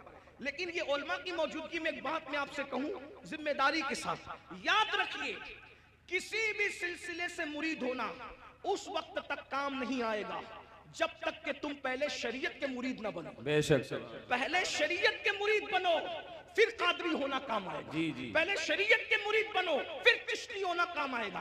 पहले शरीयत के मुरीद बनो, फिर नक्शबंदी होना काम आएगा। पहले शरीयत के मुरीद बनो, फिर सोहरवर्दी होना काम आएगा। अगर शरीयत के मुरीद नहीं बने तो ना गौसे पाक बना देंगे, ना गरीब नवाज बना देंगे, ना शायर नक्शबंद बना देंगे, ना शायर सोहरवर्द बना देंगे। लटकते रह जाओगे, बर्बाद हो जाओगे, क्योंकि ये सारे बुजुर्गों ने शरीयत के लिए ही इतनी बड़ी बड़ी कुर्बानियां दी। अगर गौसे पाक गीलान छोड़कर बगदाद आए तो सिर्फ तहफ्फुज़ शरीयत के लिए आए। ये गरीब नवाज अपना वतन छोड़कर, बल्कि मदीने मुनव्वरा के मुदर्रिस थे गरीब नवाज, 3 साल मस्जिद नबवी में हदीस का दर्स दिया। अगर ये सब कुछ छोड़ करके हिंदुस्तान आए शरीयत के तहफ्फुज़ के लिए, इस्लाम की खातिर आए, वरना और क्या लालच थी उनको? क्या कोई तख्त पे बैठना था, कोई ताज हासिल करना था, किसी की कुटिया पे हमला करना था, किसी की जमीन पे कब्जा? कुछ भी नहीं। एक ही मकसद था, भटके हुए आहू को फिर सूए हरम ले चले। दीन के लिए आए थे। इसलिए अल्लाह को अपनी मर्जी से राजी मत करो, अल्लाह को अल्लाह के बनाए हुए कानून से राजी करो। अल्लाह को अल्लाह की मर्जी से राजी करो। तो ये कब्रों पे सजदा करना हराम है अगर सजदा ताज़ीमी है तो, और अगर सजदा इबादत है तब तो मुशरिक हो गए, ईमान ही न रहा। इसी तरीके से कब्रों पे जाओ तो बुजुर्गों के तरीक पर जाओ, हाथ बांध कर बावुजू जाओ, और कम से कम 2 हाथ दूर खड़े रहो, और बुजुर्गों की वलियों की कब्रों की ऐसी ताजीम करो जैसा उनकी जायरी हयात में मिल जाते, जैसे ताजीम करते वैसे ताजीम करो। बताओ क्या अगर गौस पाक गरीब नवाज और बुजुर्गान दिन हमें मिल जाते तो हम उनके ऊपर ऐसे लटकते, ऐसे लटकते, उनके ऊपर ऐसे गिरते पड़ते जैसे कब्रों पे गिरते पड़ते? अकीदत अपनी जगह, बल्कि आपको कहता हूँ रसूलुल्लाह की मज़ार अनवर को देखा तो सैयदी आला हज़रत पुकार उठते, पेशे नजर वो नौबहार, पेशे नजर वो नौबहार, मगर सजदे को दिल है बेकरार। आशिक थे ना, आशिक थे ना, यार का जलवा देखा तो कहने लगे सजदे को दिल है बेकरार, मगर आशिक होकर भी अदब का दामन हाथ से ना छूटे, शरीयत का दामन हाथ से ना छूटे। फौरन कहते हैं मगर क्या करूं? रोकिए, सर को रोकिए। हाँ यही इम्तिहान, क्या बात है, ये इम्तिहान है हमारा। इसलिए अब एक बात कह दूं, कड़वी लगे तो माफ करना, जिनको सजदा करना हराम है वहां जाके सजदे करते हो, और जिसको सजदा करने का हुक्म है उसको सजदा नहीं करते। देख ले हमारी कौम का हाल देख, जो 700 मरतबा पूरे कुरान में कहे कि मुझे सजदा करो, उसको सजदा नहीं कर रहे हो, और जिसको सजदा करना हराम है वहां जाके नादानी देखो, इल्म नहीं है ना, ये जिहालत, अनपढ़पन, ये इल्म न होना सारी गंदगी की जड़ है। इसलिए इल्म हासिल करो, अपने बच्चों को भी इल्म के करीब लाओ, इतना इल्म अपने बच्चों को दे दो। मैं नौजवानों से कहता हूँ जितना इल्म हासिल करना इल्म दीन हर मुसलमान पे फर्ज है, इतना इल्म सीखिए, इतना इल्म सीखिए, आप पे फर्ज है जितना नमाज का, रोजे का, हज का, ज़कात का, निकाह का, तलाक का, ये सब इल्म सीखिए। और साथ ही साथ दुनियावी एजुकेशन तय कीजिए कि कम से कम हमारा हर बच्चा बच्ची ग्रेजुएट होना चाहिए, इससे कम हमें नहीं पढ़ाना है। चाहे उसके लिए हमें नौकरी करना पड़े, 8 घंटे की बजाय 12 घंटे मेहनत करना पड़े, इल्म की तरफ पेशरफ्त करो। और ये सिर्फ जलसों की हद तक नहीं, अहद करके उठो कि मुझे, हमारे महरेरा के मशाइख ने ऐलान किया आधी रोटी खाएंगे, बच्चों को पढ़ाएंगे। अगर आधी रोटी खाना पड़े तो खाओ, अपने बच्चों को पढ़ाओ। अगर ईद पे कपड़े नहीं बनते तो न बने, लेकिन बच्चों की फीस हमें जरूर भरना है, अच्छे से अच्छे स्कूल में उनका दाखिला कराना है, अच्छे से अच्छे स्कूल में उनको जो है वो एडमिशन उनका करवाना है, और उनको आला तालीम दिलाना है। अगर हिंदुस्तान का मुसलमान सिर्फ 1 दहाई 10 साल एजुकेशन पे मेहनत कर ले, 10 साल, मुल्क के हालात बदले, एक शख्स कह रहा था कि हम अपनी कौम के हाथ में तलवार देंगे। मैंने कहा तुम जो चाहे करो, हम तुम्हें कुछ नहीं कहते, लेकिन हम अपनी कौम के हाथ में तलवार नहीं देंगे। हम मुसलमान अपनी कौम के हाथ में तलवार नहीं देंगे, हम अपनी कौम के हाथ में कलम देंगे। कलम, जिसको तलवार देना है वो दे, तुम जानो, तुम्हारा काम जानो। लेकिन मुसलमानों से हम हर जलसे में अपील करते हैं कि हम अपने बच्चों के हाथ में तलवार क्या, हम तो गुलेल भी देना नहीं चाहते आज की तारीख में, हम कलम देना चाहते हैं। याद रखना, तलवारें उठती है तो गर्दनें कटती है, और जब कलम उठता है तो गुर्बत कटती है। जब कलम उठता है कमजोरियां कटती है, कलम उठता है दुश्मन ज़ेर होते हैं, कलम उठता है इनकलाब आता है। मेरे नबी कलम और किताब लेकर के आए थे, इसलिए कोई बच्चा अनपढ़ न रहने पाए। जो कुछ हुआ, और जो बच्चे 10वीं 12वीं पढ़ के ड्रॉप आउट हो गए, हट गए, उनसे मैं कहता हूं आज घर बैठ करके बहुत सारे कोर्सेज किए जा सकते हैं। इसलिए मोबाइल में गेम खेलकर वक्त जाय करने की बजाय, इधर उधर बैठकर इसके ओटे पर उसके नुक्कड़ पे बैठकर वक्त जाय करने की बजाय, बच्चियों से भी कहता हूं अगर 10वीं 12वीं पढ़ करके छोड़ दिया है तो बहुत सारे ऐसे आज कोर्सेस है कि घर पे बैठे बैठे आप तालीम हासिल कर सकते हो। लॉकडाउन के अंदर मैं भी जो है वो 11वीं पढ़ के मैंने छोड़ दिया था। मेरे 11वीं पढ़ के छोड़ने का वाकया भी एक अजीब सा है। असल में सुन्नी दावत इस्लामी के माहौल में था। मैं 11वीं में जब जूनियर कॉलेज में मेरा एडमिशन हुआ, माँ बाप की तमन्ना थी कि इसको टीचर बनाएंगे, तो खास तौर पे अम्मी की तमन्ना थी इसको टीचर बनाएं। मैं जैसे ही जूनियर कॉलेज में मैंने कदम रखा तो देखा कि लड़के और लड़कियां साथ पढ़ते हैं और बेपर्दा हैं, और 11वीं में पहुंचने के बाद सब बालिग हो गए। तो इतना शऊर नहीं था मुझे, लेकिन इतना तो था कि लड़कियों के साथ नहीं बैठा जा सकता बेपर्दा। तो मैंने टीचर से कहा, क्लास टीचर से, अब्दुल अजीज सर हमारे थे, मैंने कहा कि लड़कियों के साथ तो बैठना नाजायज है। वो हंसने लगे, बोले हैरत है इस दौर में ऐसी बात कोई करता है, तो पागल तो नहीं हुआ। मैंने 1 महीने तक के ये बात करता रहा। आखिर हमारे प्रिंसिपल ने कहा ऐसी बात नहीं। मैंने कहा या तो डिवाइड कर दें या तो फिर हम चले, और मैंने जो है वो फिर उसके बाद छोड़ दिया। मेरे सर मेरे घर तक आए, इत्तेफाक से वो मेरे अब्बा के भी क्लास टीचर रह चुके थे, मेरे भी एक ही स्कूल में, हमारे अब्बा ने भी पढ़ा हमने भी पढ़ा। तो वहाँ पर वो आए, कहा कि अब्बा, वो कहा कि तेरे बेटे को समझा कि ये पागल तो नहीं हुआ है। मैंने कहा कुछ भी हो मैंने नहीं पढ़ना, शरीयत ने मना किया। हालांकि आप ऐसा नहीं करना, उलमा से आप पूछना, उलमा आपको बताएंगे हालात के तहत मामलात होते हैं। लेकिन उस वक्त माहौल ऐसा था हमारा, सुन्नी दावत इस्लामी का माहौल, तकवे का, परहेजगारी का। अब तो हम मुत्तकी नहीं है, वो परहेजगारियां ही नहीं है, लेकिन बहरहाल तो वो माहौल था, तो हम नहीं गए फिर। लेकिन मेरे अजीज साथी, मेरे बड़े भाई की तरह, वो भी एक स्कूल के प्रिंसिपल है और हमारी सुन्नी दावत इस्लामी के रुकने शूरा हैं, कारी रिजवान खान साहब। उसने कहा कि पढ़ ले भाई, वरना ऐसे ही रह जाएगा। मैंने कहा अगर मैं अच्छी नीयत से अल्लाह की शरीयत के लिए छोड़ रहा हूं तो अल्लाह इसका सिला मुझे देगा। और अल्लाह ने मुझे सिला ये दिया कि आज मैं एक English medium school and junior college का चेयरमैन हूं, अल्हम्दुलिल्लाह। और तकरीबन 50 टीचर्स जो है वो इस वक्त कमोबेश अल्हम्दुलिल्लाह जो है वो हमारे अंडर में काम करते हैं। ये करम है, मुझे ये यकीन है शरीयत का दामन जिसने पकड़ा है तो अल्लाह ने उसको कभी जलील नहीं होने दिया, रुस्वा नहीं। लेकिन बहरहाल फिर मुझे एहसास था कि मैं पढ़ नहीं सका, फिर मेरी पूरी तवज्जो दीनी तालीम की तरफ हो गई। वैसे मैं 7th और 8th से मैं जो है वो आलिम कोर्स की तरफ चला गया था, लेकिन मैंने सोचा कि पूरी तवज्जो 11वीं के बाद इसी पे मरकूज कर दी जाए, उसी तरफ मैंने तवज्जो रखी। लेकिन फिर मुझे एहसास था कि मैंने दुनियावी तालीम को भी आगे बढ़ा। तो लॉकडाउन का फायदा उठाते हुए फिर मैंने MA के अंदर एडमिशन लिया अभी, हाँ अल्हम्दुलिल्लाह, हाँ। और उसके पहले एग्जाम में शिरकत का प्रोग्राम था और उसकी तारीख और हज की तारीख सेम हो गई तो नहीं दे सका। लेकिन बहरहाल मैंने उस तरफ पेशरफ्त किया और इंशाल्लाह तो आपसे भी मैं कहता हूँ, मैं ये आपको ही कह के जा रहा हूँ नहीं, मैं आपसे, मैंने खुद भी इस पर अमल किया है अल्हम्दुलिल्लाह। और मैं इंशाअल्लाह ताला उसकी कोशिश करूंगा कि 1 साल में उसकी तकमील करूं जो रह गया है। बहरहाल इतनी लॉकडाउन में तो फ्री थे, तो जो होना था वो, जो करना था वो कर लिया। लेकिन अब दौरों की मसरूफियत नहीं, लेकिन अल्लाह ने आपको वक्त दिया, फुर्सत का वक्त दिया है। आप जो पार्ट टाइम कोर्सेस है वो करें, बल्कि जो नौजवान दुनिया नहीं पढ़े हैं वो घर बैठे कोर्सेस का फायदा उठा के दुनिया पढ़ लें।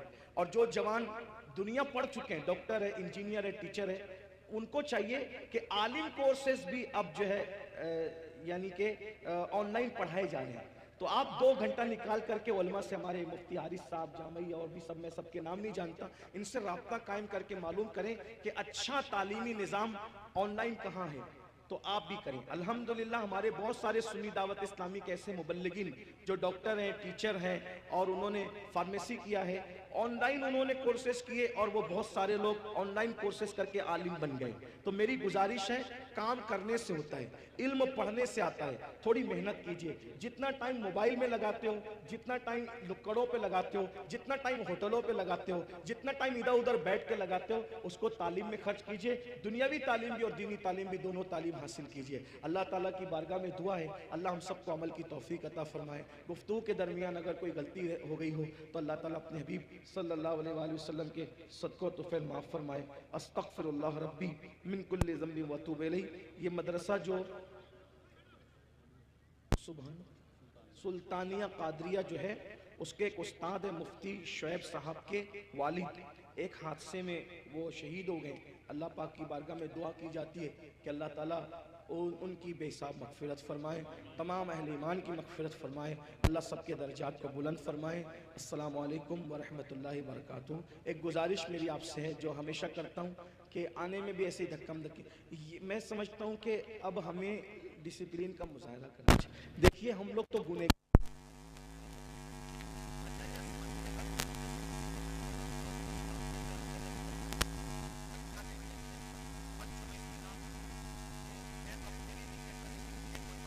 जब इश्क होता है किसी से भी तो आदमी सबको छोड़ के महबूब का हो जाता है। बस आखिरी बात के तौर पे रिवायतों में आता है, मक्के में एक जवान था, मैं इसको अपने अल्फाज के जामे में बयान कर रहा हूँ। मक्के में एक जवान था, उसका नाम था फुजाला, हसमुख जवान, बड़ी शौकी थी, बेबाकी थी, किसी लड़की से दिल लग गया था। इस्लाम के यानी हुजूर अलैहिस्सलाम की विलादत से कब्ल और हुजूर की बैसत से पहले गैर मुस्लिम भी काबे का तवाफ करते थे, वो हज भी करते थे। तो वो जवान की आदत थी कि जब वो काबे का तवाफ करने जाता था तो भी वो लड़की जिससे उसको प्यार हो गया था उसके घर बैठता था, हंसी मजाक होती थी, फिर काबे का तवाफ करके फिर लौटता था, फिर हंसी मजाक करके वापस जाता था। दीवार शिकन कहे होते थे, शेर शायरी होती थी, दिल लगी होती थी, सारी चीजें होती थी। एक दिन उस जवान का मुकद्दर जागा और हुस्ने फानी में डूबा हुआ जवान जब अल्लाह के हरम की तरफ रवाना हुआ तो आज उसके मुकद्दर के सितारे जगमगा उठे और उसने क्या देखा कि हरम काबा में एक जवान तवाफ कर रहा है। अल्लाह, ऐसा लगता है जैसे 8 जन्नतों की रानाइयां उसके कदमों को बोसा दे रही है। उसकी जुल्फों को देखकर यूं लगता है कि जैसे हुराने बहिश्त ने उसके कदमों में अपने बालों को बिछा दिया। उसके हुस्न को देखकर यूं लगता है कि 18,000 मखलूकात का हुस्न सिमट कर उसके गाल की तिल बन चुका है। ऐसे हुस्न जमाल का पैकर जिसके बारे में क्या बयान करें, बल्कि मैं तो ये कहता हूँ हुस्न वाले हुस्न पे इतराते हैं, जिस पे हुस्न इतराता है वो जवान था। लोग हुस्न की कसम खाते हैं, हुस्न जिसकी कसम खाता हो वो जवान था। वाज़े कर दे वो जवान कौन था और कौन हो सकता था, और कौन हो सकता था, खुदा के महबूब के सिवा और कौन हो सकता। क्या बात है। हुस्न खाता है जिसके नमक की कसम, हुस्न खाता है जिसके नमक की कसम, वो मली है दिलारा हमारा। जहां मलाहतें चेहरे मुस्तफा का 8 पहर बोस लेती हो, खुदा जिसके चेहरे को प्यार से देखता है। जरा गौर करें, उस चेहरे को ही प्यार से नहीं देखता, बल्कि जो आंखें उसे देखती है खुदा उन आंखों को भी प्यार से देखता है। तो मेरे इमाम कहते हैं खुदा उनको किस प्यार से देखता है जो आंखें हैं महवे लिकाए मोहम्मद, जो आंखें हैं महवे लिकाए मोहम्मद। फुजाला ने देखा, अरे कोई इतना भी खूबसूरत हो सकता है, लेकिन दिल पर पर्दे ऐसे तासुब के पड़े हुए थे कि हुस्न जमाल के तासुरात दिल पे तासुब के पर्दों को काट रहे थे। फिर भी कमर में बंधा हुआ खंजर देखकर दिल पे पत्थर रखकर सोचना शुरू किया, अरे ये तो मुसलमानों के नबी हैं, सैयदुल आलमीन हैं, मेरे कमर में खंजर है, अगर अकेला पाकर आज इनको कत्ल कर दूं तो मक्के वाले मुझसे कितना खुश होंगे, अब मुझे कितना नवाजेंगे और मेरे तो वारे न्यारे हो जाएंगे। आया और हुजूर के साथ फुजाला तवाफ करना शुरू करता है। हुजूर की आदत थी, जिसे देखा मुस्कुराया। अल्लाह अकबर, सुभान अल्लाह। दुश्मन हो या दोस्त, जिसे देखा मुस्कुराया। हुजूर ने फुजाला को देखा, मुस्कुराया और मुस्कुरा कर हुजूर ने फरमाया, फुजाला क्या सोच रहे हो? अल्लाह अकबर। फुजाला क्या सोच रहे हो? फुजाला ने कहा कुछ भी नहीं। अच्छा ये नहीं सोच रहे कि मुसलमानों का पैगंबर अकेला है, कत्ल कर दूं? अल्लाह अकबर, अल्लाह। ये नहीं सोच रहे, मैं तो तवाफ कर रहा हूं। तो तवाफ कमर में खंजर बांध के किया जाता है। अल्लाह अकबर, अल्लाह अकबर। फुजाला हैरान हो गए, ये तो दिल का हाल भी जानता है, कमर का खंजर भी जानता है। अल्लाह अकबर, हाय हाय हाय, सुभान ये तो दिल का हाल भी जानता है, कमर का खंजर। अरे कमर का खंजर और दिल के हाल की क्या बात, और कोई गैब क्या? तुमसे नेहा हो भला, जब खुदा ही छुपा तुम पे करोड़ों दरूद। जिसकी निगाह से खुदा की जात न छुपी, उसकी निगाह से कौन सी बात छुप सकती? हाय हाय हाय, सुभान अल्लाह, सुभान अल्लाह। कमर का खंजर भी और दिल के हालात भी सरेंडर हो गए। फुजाला माफ कर दे, अब तक गलत फहमी में था, मुझे भी कलेमा पढ़ाए और इस्लाम में दाखिल करें। जिसकी मुस्कुराहटें लोगों को इस्लाम में दाखिल करती, गैरों को अपना बनाती। ये मुस्कुराहटें जो गैरों को मुस्कुराना सीखो। आज तुम्हारी बीवियां भी तुमसे मुत्तफिक नहीं है, क्योंकि सालन में नमक ज्यादा होने पे माँ बहन की गालियां देते थे। अल्लाह अकबर। जिस रसूल ने पिस्सू और मक्खी और खटमल को गाली देने से मना किया, अल्लाह। तुम्हारे और मेरे रसूल ने तो फरमाया शैतान को भी गाली मत दो, क्योंकि जब तुम शैतान को गाली देते हो वो फूलता है और घमंड करता है। बल्कि शैतान को गाली देके उसको अहमियत देने की बजाय कहो औज़ बिल्लाहि मिनश शैतानिर रजीम। जिस मजहब में शैतान को गाली देने से रोका गया हो, आज उस मजहब के मानने वाले अपने शरीके हयात को गाली देते हैं, अपने बच्चों को गाली देते हैं, अपनी बीवी को गाली देते हैं। कुछ तो इतने नाक़िबत अंदेश है कि अपने माँ बाप को भी गाली देते हैं। अल्लाह। कुछ तो उलमा को भी गाली देते हैं। सुन लो, सुल्तानुल हिंद सरकार गरीब नवाज फरमाते हैं, जिसने किसी मोमिन को गाली दी और तौबा नहीं की, मरते वक्त उसकी जबान पे कलेमा नहीं आएगा। अल्लाह। गालियां तो तकिया कलाम हो गया भाई, गालियां तो फैशन हो गई। हुजूर फरमा रहे मक्खी को, ये खटमल और पिस्सू को भी गाली मत दो, शैतान को भी गाली मत दो। अब शैतान से भी कोई बुरा होगा? शैतान को जिस आपका मजहब कितना खूबसूरत है, जहां शैतान को गाली नहीं दी जाती, वहां रहमान के बंदों को गालियां दे रहे हो। अल्लाह अकबर। नहीं, आप मजहब के करीब नहीं मेरे भाई, बड़ी माजरत के साथ। तो फुजाला ने कलेमा पढ़ा और कलेमा पढ़ के मुसलमान हुए। खंजर हुजूर के सामने रख दिया, कहा कि हुजूर ये खंजर से मुझे ही खत्म कर दे। कहा मैं मारने नहीं आया, मैं तो जिंदगियां देने आया। हाय हाय हाय, सुभान अल्लाह, सुभान अल्लाह। अब फुजाला के दिल में हुजूर का इश्क हो गया। अब ये देखिए, आप और हम, कोई 35 साल का आशिक रसूल यहाँ बैठा है, कोई 40 साल आशिक रसूल बैठा है, क्या बात, कोई 50 साल आशिक, कोई 60 साल आशिक है ना, पुराने आशिक बैठे हुए। फुजाला चंद मिनट का आशिक रसूल। हम आशिक कहला रहे हैं, पता नहीं कब बनेंगे। अल्लाह अकबर। वो बन गया था, उसका नसीब था। रसूलुल्लाह ने नजर डाली, फुजाला को आशिक बनाया। अब फुजाला आम आदमी न रहा, वो फुजाला हजरत फुजाला हो गए। हाय हाय हाय, सुभान अल्लाह। चंद मिनट का आशिक रसूल। अब हुजूर से कहते हैं, या रसूल अल्लाह, आपके साथ तवाफ करना चाहता हूँ, इजाजत है? अब ईमान लाने के बाद नए सिरे से तवाफ शुरू किया। फुजाला का नसीब कयामत तक तवाफ होगा, लेकिन ऐसा तवाफ कौन करेगा? हाय हाय हाय, बेशक। काबा है, काबे का काबा है और फुजाला साथ साथ तवाफ कर रहे हैं। अगर इश्क की नजर से देखो तो नजर आता है फुजाला 2 काबे का तवाफ एक साथ कर रहे हैं। वाह वाह वाह, जिंदाबाद जिंदाबाद। फुजाला 2 किबलों का तवाफ एक साथ कर रहे हैं, 2 काबों का तवाफ एक साथ, बल्कि 2 काबा भी कहूं तो जी नहीं भरता। एक काबा है और एक काबे का भी काबा है, और फुजाला तवाफ कर रहे हैं। तवाफ हुआ, हुजूर अलैहिस्सलाम से इजाजत ली, हुजूर के हाथ चूमे और अपने घर की तरफ जा रहे हैं। जिस लड़की से प्यार हो गया था, वो ओटे पे खड़े हुए इंतजार कर रही थी, मेरा महबूब और मेरा मुहिब फुजाला आएगा और फिर कहवा मुंह को लगेगा, शरबत के प्याले आपस में टकराएंगे और दीवार शिकन कहे एक दूसरे के साथ तबादला करेंगे। ऐसे में फुजाला का इंतजार वो रोज करती थी। फुजाला रोज आते जाते उससे मिलते थे। आज फुजाला नजरें झुकाकर आगे बढ़ने लगे। उस लड़की ने सोचा, फुजाला ने तवज्जो नहीं की तो अपनी तरफ मुतवज्जो करने का, फुजाला ओ फुजाला, फुजाला इधर देखो, फुजाला मैं इधर हूँ। फुजाला ने नजरें झुका के कहा, अब मैं तेरे काम का नहीं, अल्लाह अकबर, अल्लाह अकबर। फुजाला ने नजरें झुका के कहा, अब मैं तेरे काम का नहीं। क्यों? गुस्ताखी हो गई, बेअदबी हो गई, तौहीन हो गई, मजाक और दिल लगी ने कुछ ऐसा कह दिया कि दिल टूट गया। इतनी जल्दी से ऐसे दिलों के रिश्ते टूटते हैं। कहा तुमसे कुछ नहीं हुआ, हुआ तो हमसे ही हो गया। क्यों? इसलिए कि जब तक सच्चे हुस्न की पहचान न थी तब तक इधर उधर बदबूदार हुस्न में डूबा हुआ था। अब तो मुझे खुदा के महबूब का हुस्न मिल गया और वो यार दिल में बस गया। अब वो यार दिल में आ गया है, अब किसी के लिए इस दिल में जगह नहीं है। हाय हाय हाय, नारे तकबीर, नारे रिसालत।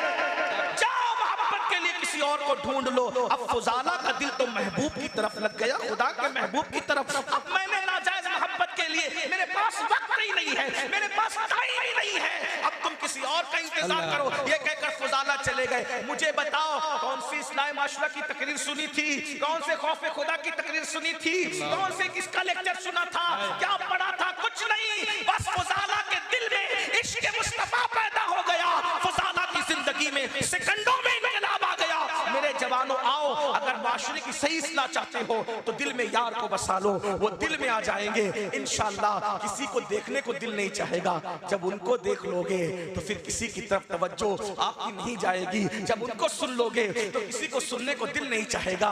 अरे एक शराबी एक नात लिख करके सुधर गया और यहाँ तो हजारों नात सुनकर भी नहीं सुधरते। जिगर मुरादाबादी का नाम नहीं सुना? इतना बड़ा शराबी था जिगर। ये मुरादाबाद आपका करीब है ना, मुरादाबाद का था। रात दिन शराब पीता था। ये उर्स भी बड़े जिंदगी बदलते। क्या बात है, वाह वाह। अजमेर शरीफ का उर्स था, मुशायरा था। हबीब भाई और नाथ का मौजूद है तो ये लोग बड़े अहम लोग हैं, हुजूर की मिदत। क्या बात है, माशाअल्लाह, सुभान अल्लाह।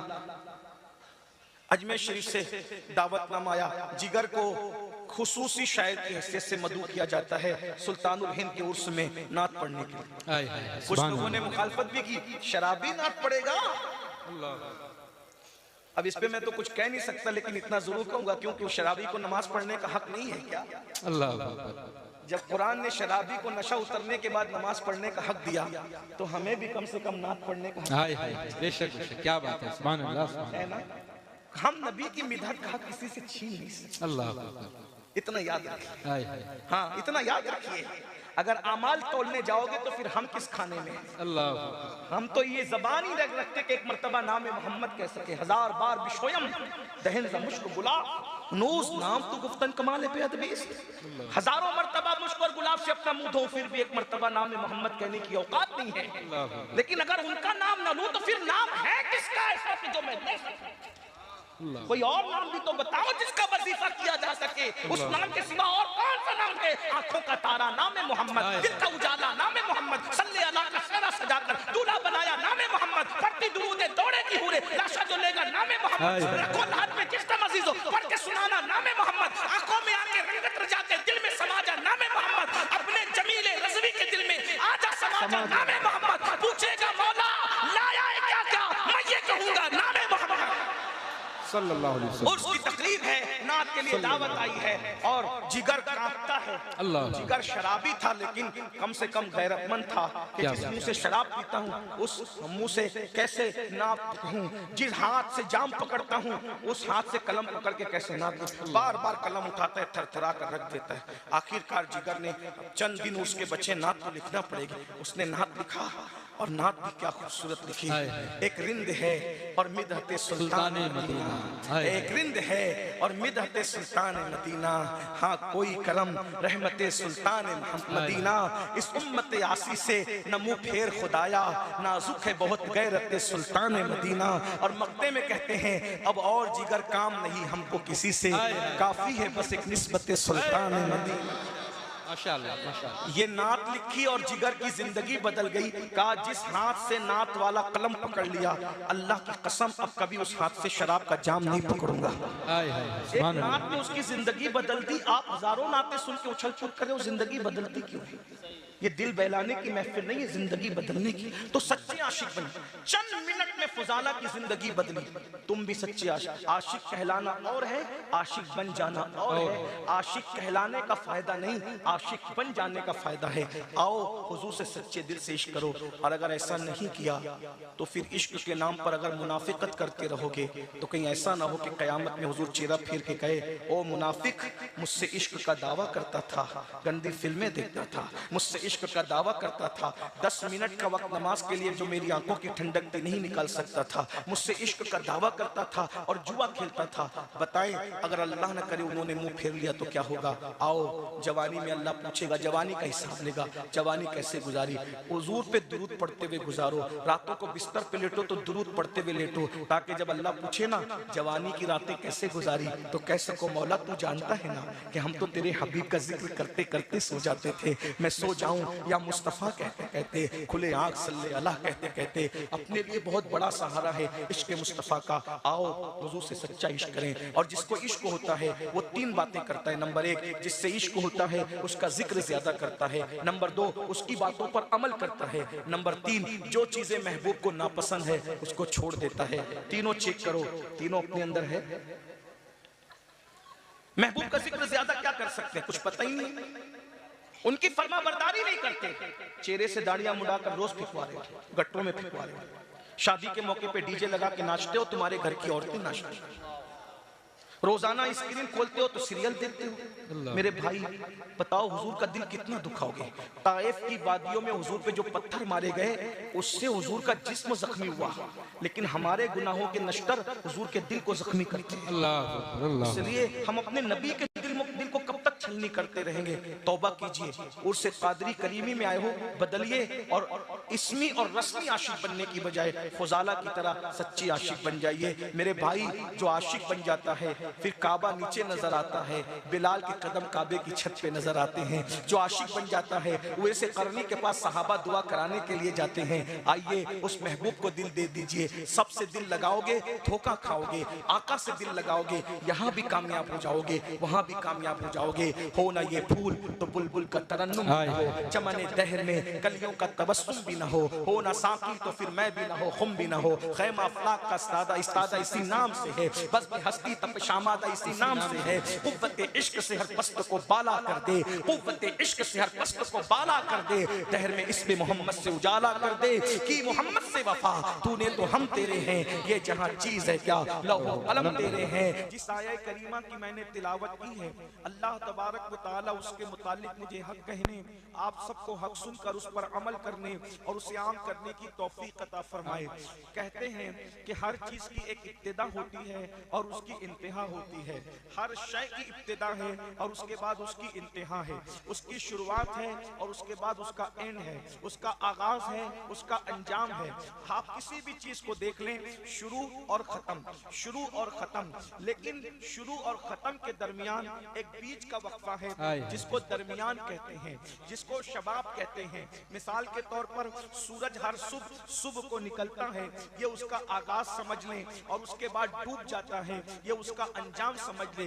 लेकिन आगाज और अंजाम के बीच में एक दरमियानी हिस्सा है जिसको उसका आलम शबाब कह लीजिए, कि जब वो सर पे होता है, सूरज जब निकलता है हर आदमी उसको आंखें लगाकर देख सकता है। सूरज जब गुरूब होता है तब भी उसकी आंखों में आंखें डाल के देखा जा सकता है, मगर जब सूरज का आलम शबाब होता है तो उससे कोई आंखें मिला नहीं सकता। इसी तरीके से आप देखें, हिलाल निकलता है पहली शब में और आखिरी शब में डूब जाता है, ये उसका आगाज और अंजाम है। लेकिन उसके बीच का वक्फा जो है, जिसे बदर कामिल कहते हैं, माहे कामिल कहते हैं, 14वीं का चांद कहते हैं, ये उसका शबाब है। इसी तरीके से एक कली है जो चमन के अंदर आंखें खोलती है और उसके बाद फिर वो मुरझा जाती है, लेकिन आंखें खोलने और मुरझाने के दरमियान में उसका आलम शबाब है। जब वो कली मुस्कुरा करके खिलती है तो शगुफ्ता गुल बन जाती है, और अल्लाह अकबर, जब वो कली फूल बनती है मुस्कुराकर, ये उसका आलम शबाब है। किसी की दस्तार में रखी जाती है, किसी के गले में पहनाई जाती है, किसी महफिल की जीनत बनती है। इसका मतलब ये है हर चीज का आलम शबाब बड़ा सुहाना होता है, बड़ा खूबसूरत होता है। इसी तरीके से रात को भी देख लें, शाम का आगाज होता है, सुबह पर अंजाम होता है। लेकिन जब रात निस्फ होती है और रात की सिया जुल्फें जब उफक पर छा जाती है तो कितना खूबसूरत समा लगता है। फिर खनक वाली हवाएं भी चलती है और उसके बाद जो है ठंडी ठंडी हवाएं इंसान के पूरे वजूद को जो है मसहूर कर देती है। पता चला कि हर चीज का शबाब बड़ा खूबसूरत है और शबाब ही को जवानी कहते हैं। अच्छी तरह याद रखें, आप भी जवानी को पसंद करते हैं, हम भी जवानी को पसंद करते हैं, फितरत भी जवानी को पसंद करती है। लेकिन जैसे आप और हम जवानी को पसंद करते हैं, फितरत जवानी को पसंद करती है, कुदरत भी जवानी को पसंद करती है। जवानी बहुत खूबसूरत होती है, हर एक की जवानी खूबसूरत होती है। इसी तरीके से अपनी भी जिंदगी के 3 अदवार हैं। हम पैदा होते हैं, हम बच्चे होते हैं, उसके बाद हम बूढ़े होते हैं और इंतकाल कर जाते हैं। अल्लाह अकबर। बच्चे होते हैं तो भी मजबूर होते हैं, बूढ़े होते हैं तो भी मजबूर होते हैं। बचपना और बुढ़ापे में मजबूरी का आलम यकसा होता है। एक बात यहाँ किसी मुफक्किर ने कहा था, ऐ इंसान तू अपनी ताकत पर घमंड क्यों करता है, तू अपनी ताकत पर नाश क्यों करता है, तू अपनी कुव्वत पर तकब्बुर क्यों करता है। अरे तू तो इतना मोहताज है, जब पैदा हुआ था तो नहाने के काबिल न था, तुझे किसी ने नहला करके झूले में डाला और जब मरेगा तब भी नहाने के काबिल नहीं होगा, किसी के गुस्ल का मोहताज होगा। पैदाइश के बाद गोद में डालने से पहले तुझे नहलाया गया और मरने के बाद कब्र की गोद में डालने से पहले भी तुझे नहलाया जाएगा। पलंग पर भी लेटाने वाला हाथ दूसरा था, कब्र में उतारने वाला हाथ भी दूसरा होगा। किस बात पे घमंड करते हो, किस बात पे तकब्बुर करते हो। बहरहाल तो इंसान का आगाज और अंजाम है पैदाइश और बुढ़ापा है। इसीलिए कहने वाले मुफक्किर ने कहा, जब इंसान बच्चा होता है तो उसकी पूरी ताकत पाँव में होती है, पैरों में। इसलिए बच्चे भागते बहुत हैं। जितना बच्चे भागते हैं उतना बड़े अगर भागे तो उनको दिल का दौरा पड़ जाए, क्योंकि बच्चों के पैर में ताकत बहुत होती है, इसलिए वो भागते दौड़ते बहुत हैं। और जब इंसान बूढ़ा होता है तो उसकी सारी ताकत सिमट कर उसके मुंह में आ जाती है। बूढ़े लोग बोलते बहुत ज्यादा हैं, इसलिए हम इतना बोले तो हमारा भी सर दर्द करने लगे, लेकिन सारी ताकत जबान में सिमट कर आती है। मगर बुढ़ापे और बचपने के दरमियान एक खूबसूरत वक्फा है, एक खूबसूरत पीरियड है जिसको जवानी कहते हैं, जिसको आलम शबाब कहते हैं। अब अगर आप समझ गए कि जवानी क्या चीज है, जवानी में इंसान के सर के बाल से लेकर पैर के नाखून तक अल्लाह रब्बुल इज्जत ताकत ही ताकत अता करता है। आंखों में ताकत होती है, जबान में ताकत होती है, निगाहों में ताकत होती है, कानों में ताकत होती है, पूरे वजूद में ताकत होती है। ये जवान ही है जो अल्लाह अकबर पहाड़ों को काट करके रास्ते बनाने का हुनर जानते हैं। ये जवान ही है जो जमीन का सीना चीर करके नहरें निकालने का हुनर जानते हैं। ये जवान ही है जो आफाक पर कमंदे डालने का हौसला रखते हैं। ये जवान ही है जो सूरज की शुआओं को गिरफ्तार करने की सलाहियत रखते हैं। ये जवान ही है जो चांद पर कमंदे डालने का हौसला रखते हैं। हाँ, वो जवान ही थे जिन्होंने अंदलूस के साहिल पर कश्तियां जलाई थी। वो जवान ही थे जिन्होंने पहले जुल्मात में घोड़े दौड़ाए थे। वो जवान ही थे जिन्होंने यूरोप के कलीसाओं में अजानें पड़ी थी। वो जवान ही थे जिन्होंने अफ्रीका के तपते हुए सहराओं में अजानें पड़ी थी। इकबाल को कहना पड़ा था, दी अजाने कभी यूरोप के कलीसाओं में और अफ्रीका के तपते हुए सहराओं में। दश्त तो दश्त है, दरिया भी ना छोड़े हमने, बहरे जुल्मात में दौड़ा दिए घोड़े। नारे तकबीर, नारे रिसालत, उर्से कादरी करीमी। वो जवान ही थे जिन्होंने बैतुल मक़दिस पर इस्लाम का परचम लहराया था। वो जवान ही थे जिन्होंने बद्र कौमे को फतह किया था। वो जवान ही थे जिन्होंने ओहद को फतह किया था। वो जवान ही थे जिन्होंने अल्लाह अकबर खंदक खोदकर इस्लाम का तहफ़्फ़ुज़ किया था। और वो जवान ही थे जिन्होंने खैबर को फतह किया था। बल्कि वो ऐसा जवान था जिसकी जवानी की गवाही अल्लाह रसूल देते नजर आते हैं। ला फतह इल्ला अली, ला सैफ इल्ला जुल्फ़िकार।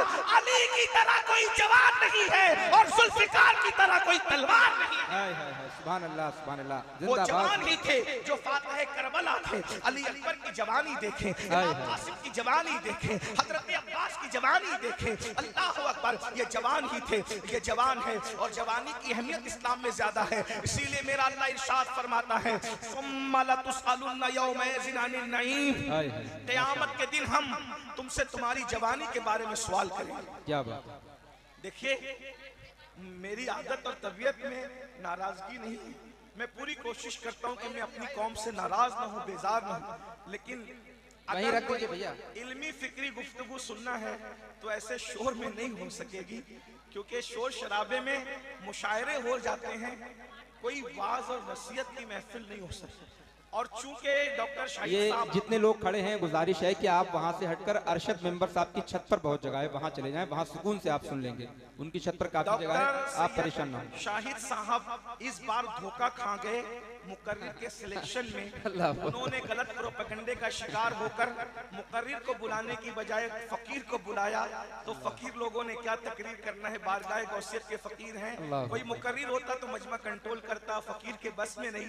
लेकिन अगर सुनना चाहते हैं तो कुछ बात, एक दो बात चले। थोड़ा सा माहौल बना ले भाई। हजरत सैयद साहब ने तो कहा था घंटे भर बोल देना, लेकिन अगर माहौल ऐसा है तो शायद मैं कुछ बोल नहीं सकूंगा, क्योंकि देखिए ये शोर शराबे में तकरीर नहीं हो सकती। जुलूस शोर शराबे में होते हैं जो, और मुशायरे भी होते हैं। ये बैठे हुए लोग बहुत अच्छे से सुन रहे हैं माशाअल्लाह, खड़े हुए जो सामने के लोग हैं वो भी बहुत अच्छे से सुन रहे हैं। उनमें कुछ भाई हैं जो मेरी तरह बेबाकी कर रहे हैं, तो उनको मेरी तरह बेबाक नहीं होना चाहिए, वो थोड़ा खड़े रहे। संजीद हुजूर की महफिल, एक बात बताऊं, ये रसूलुल्लाह की महफिल, इस महफिल में हुजूर की तवज्जो होती है। इस महफिल में, ऐसी महफिलों में हुजूर की तवज्जो, ये वो काम बहुत अच्छा कर रहे हैं जो पर्दा उठा रहे हैं ना, ये काम अच्छा करें। अगर उधर से पर्दा उठ जाए, वो जो भाई उठा रहे सामने से, तो उधर भी कुछ लोग बैठकर सुकून से सुन सकते हैं, अगर उधर जगह है तो अच्छा काम करें। दुरूद शरीफ पढ़ने सब लोग।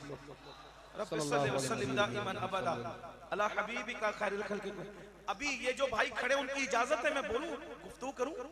अब तो आप किसी को धक्का नहीं देंगे मेरे भाई। बात बताऊं, जिंदगी में कभी किसी को धक्का मत देना। अगर तुमने किसी को जिंदगी में धक्का नहीं दिया तो कभी धक्का खाओगे नहीं, इंशाअल्लाह। क्या बात है, और अगर माशाअल्लाह। किसी को धक्का दिया किसी फील्ड में तो जिंदगी भर धक्का खाते रहोगे, मैदान महशर में भी धक्के खाते अल्लाह रहोगे। अकबर, अल्लाह अगर अकबर। धक्कों से बचना है तो किसी को धक्का नहीं देना, धक्के से बचाने की कोशिश करना। हम धक्का देने वाली कौम नहीं है, हम पुश करने वाली कौम है, पुश करके आगे बढ़ाने वाली कौम है। क्या बात है, धक्का देने में और पुश करने में फर्क ये होता है कि धक्का गिराने के लिए दिया जाता है और पुश तरक्की के लिए और आगे बढ़ाने के लिए किया हाय जाता हाय है। हाय, क्या बात है, तो सुभान इसलिए अल्लाह, अब सुभान अगर आप इजाजत दे तो मैं गुफ्तगू कर लूं। एक बार सब दुरूद शरीफ पढ़ लें। अल्लाहुम्मा सल्ली अला सल्लल्लाहु अलैहि नबीयुल उम्मी वाली व अस्हाबी व बारिक वसल्लम। सलातु व सलामन अलैका या सय्यदी या रसूलल्लाह व अला आलिका व सह। दुरूद शरीफ पढ़ने के लिए कहा। अगर सब ईमानदारी से पढ़ेंगे तो हजारों दुरूद इसी महफिल से एक वक्त में बारगाह रिसालत में पहुंचेंगे। दुरूद शरीफ पढ़िए। अल्लाहु रब्बु मुहम्मदिन सल्लल्लाहु अलैहि वसल्लम नहनु इबादु मुहम्मदिन सल्लल्लाहु अलैहि वसल्लम व अला ज़वी व आलिहि अबद दुहूर व कररमा। 2 बार पढ़ा ताकद अल्लाह को पसंद है, 3 बार कर ले। एक बार फिर दुरूद शरीफ पढ़े। सल्लल्लाहु अलैहि नबीयुल उम्मी व आलिहि व अस्हाबिहि व उम्मिहि व अबी व बारिक वसल्लम। सलातु व सलामन अलैका या जद्दल हसन वल हुसैन। भाई पाइप पकड़े हुए हैं, पीछे हट जाएं, पाइप गिर जाएगा, वहां से हटें। एक बार नाजिम साहब भी मेरे साथ माशाल्लाह बोल रहे हैं, हम दोनों मिलकर तकरीर करेंगे। एक बार फिर दुरूद शरीफ पढ़ें। अल्लाहुम्मा सल्ली अला सय्यदना मौलाना मुहम्मदिन मादनिल जूदी वल करम वाले इकराम अजमईन। सलातु व सलाम अलैका या रसूलल्लाह। 5 का अदद पूरा करें, फिर कर दुरूद शरीफ पढ़ें। अल्लाहुम्मा सल्ली अला सय्यदिना व मौलाना मुहम्मद व आलि सय्यदना मौलाना मुहम्मद कमा सल्लैता अला इब्राहीम व अला आलि सय्यदना इब्राहीम इन्नका हमीदुम मजीद। जज़ल्लाहु अन्ना सय्यदना मौलाना मुहम्मद सल्लल्लाहु अलैहि वसल्लम व आलि। तो अर्ज ये कर रहा था कि अल्लाह को जवानी बहुत पसंद है और जवानी बहुत है खूबसूरत, मगर अल्लाह की शान देखो कि अल्लाह फरमाता है कि हम तुमसे क़यामत के दिन जवानी का हिसाब लेंगे। सुम्मा लतुसअलुन्ना यौमइज़िन अनिन नईम। उलमा जानते हैं कि कुरान की एक एक आयत की 70 हज़ार तफासिर है। इमाम अब्दुल वहाब शारानी ने अपनी किताब में लिखा कि एक एक आयत की 70 हज़ार तफासिर है। तो अल्लाह रब्बुल इज़्ज़त का ये कलाम है। बल्कि एक बात यहाँ अर्ज कर दूं, अगर किसी को इस बात पर यकीन नहीं आता, वो इल्म तफसीर नहीं जानता, तो उसको बता दूं जो हमारे स्कूल कॉलेज पढ़ने वाले बच्चे हैं, अरे मेरे भाई, जब गालिब और इकबाल के शेर की मानवियत का ये आलम है कि हर प्रोफेसर अपने अंदाज में उसकी तशरीह करता है और नया माना बयान करता है। जब मखलूक के कलाम में इतना माना निकल सकते हैं तो खालिक के कलाम की मानवियत का आलम क्या होगा, मेरे अल्लाह के कलाम की शान का आलम क्या होगा। बल्कि कुरान के बारे में तो सूफिया फरमाते हैं कि कुरान का नुज़ूल बंद हो गया है, मगर कुरान के मानी का नुज़ूल आज भी उलमा के दिल पर हो रहा है। हर आलिम के दिल पर एक एक नया माना नाजिल होता है। अल्लाह अकबर। तो अंदाजा फरमाएं तो नईम के बारे में अल्लाह फरमाते हैं हम तुमसे कल क़यामत के दिन नईम के बारे में पूछेंगे। तो नईम की बहुत सारी तफासिर की गई। किसी ने कहा गिज़ा के बारे में, किसी ने कहा लिबास के बारे में, किसी ने कहा पानी के बारे में, किसी ने कहा नेमत के बारे में। लेकिन और बल्कि एक बात ये भी कह दूं, एक कौल ये भी है कि नईम से मुराद यहाँ पर अली मुर्तजा और औलाद अली की मोहब्बत का सवाल है। ये भी है क्या बात, ये नेमत उज़्मा है। पूछा जाए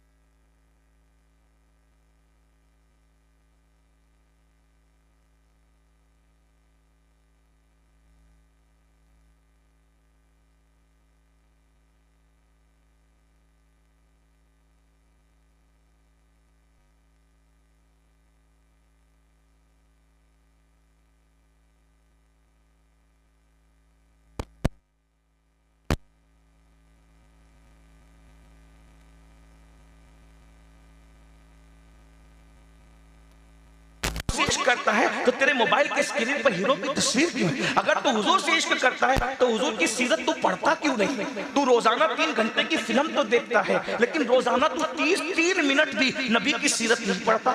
क्या जानते हो नबी के बारे में, हुजूर के बारे में? 1500 साल हो गए हुजूर के विसाल को, हुजूर की विलादत को 1500 साल हो गए। हुजूर के बारे में क्या जानते हो? कुछ पता है? कुछ खबर है? अरे भाई इतना ही पता कर लेते कि हुजूर खूबसूरत कितने थे। तो आपको मैं कहता हूं ना कि अपना सीना 36 जो है वो 56 का नहीं बल्कि 63 का होता है कि किसी के, इसलिए कि जिसका भी कायद है, हर कायद के मुंह से बदबू आ रही है नींद से उठने के बाद।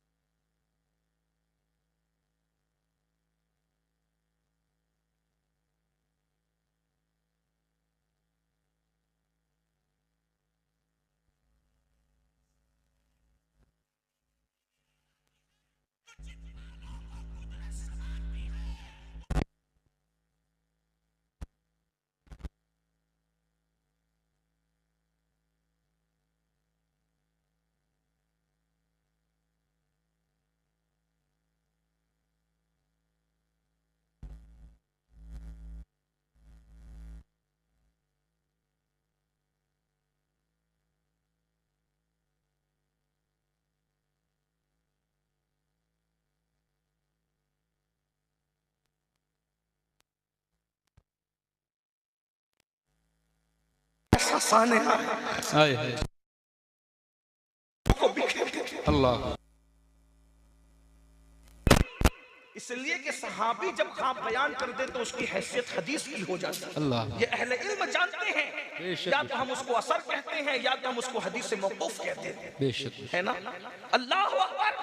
अंदाजा कीजिए कि अल्लाह के रसूल अलैहिस्सलाम की जुल्फें बिखरी हुई है और दामन पर गुबार चूम रहे हैं, दामन अक़दस को, दाढ़ी शरीफ को गुबार। उम्मुल मोमिनीन उम्मे सलमा ने पूछा, या रसूल अल्लाह, आपकी जुल्फें बिखरी, बाल बिखरे और दामन पर गर्द और गुबार बोसे ले रहे हैं, हुजूर क्या है? आका फरमाते हैं, आज मेरा बेटा हुसैन शहीद हो गया। अल्लाहु अकबर, अल्लाहु अकबर। और मैं सुबह से लेकर अब तक करबला में उसके और उसके साथियों का खून इस बोतल में जमा कर रहा था, मैं वहीं से आ रहा। इससे सानहे करबला का भी पता चलता है। लेकिन बहरहाल मैं ये अर्ज कर रहा था कि जिसकी जुल्फें कभी ना बिखरे वो तुम्हारा मेरा महबूब है। एक आखिरी बात करके बात खत्म करूं। हुजूर इतने खूबसूरत थे कि जब मुस्कुराते थे, जब हुजूर मुस्कुराते थे तो चेहरा ऐसा चमकता था, ऐसा चमकता था कि अगर दीवार के सामने खड़े तो दीवारों का अक्स हुजूर के रुखसार में नजर आता था। हाय हाय हाय, सुभान अल्लाह, सुभान अल्लाह। और अगर चांद और सूरज के सामने खड़े हों तो मौला अली फरमाते थे कि चांद और सूरज हुजूर के चेहरे में तैरते नजर आते थे। इसीलिए उम्मुल मोमिनीन उम्मे सलमा एक दिन हुजूर को देखकर कहती है, ए चांद तू तो सिर्फ रात को चमकता है, दिन को नहीं चमकता सूरज की मौजूदगी में। मेरे चांद को देख कि वो रात को भी चमकता है और दिन को भी चमकता है। हाय हाय, सुभान अल्लाह। तो आका ने मुस्कुराकर फरमाया, आयशा तुम शायरा कब से बन गई? तो अर्ज करती, जब से आपका जलवा देखा है तब से हमने भी शेर कहना शुरू कर दिया है।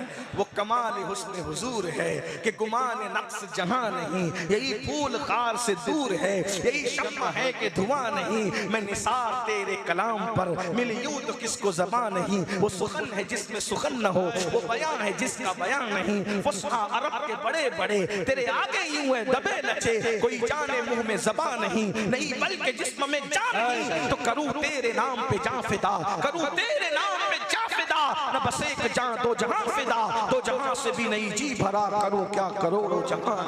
अल्लाह अल्लाह। जवानी के बारे में अल्लाह पूछेगा, अपनी जवानी को हुजूर के नाम कर दो, जबान से नहीं किरदार से। आखिरी बात के तौर पे कह रहा हूं, बातें बहुत सी कहनी थी लेकिन अब इसमें गुंजाइश नहीं है, टाइम भी खत्म हुआ। क्या उन्हें जाना, उन्हें माना, न रखा गैर से काम।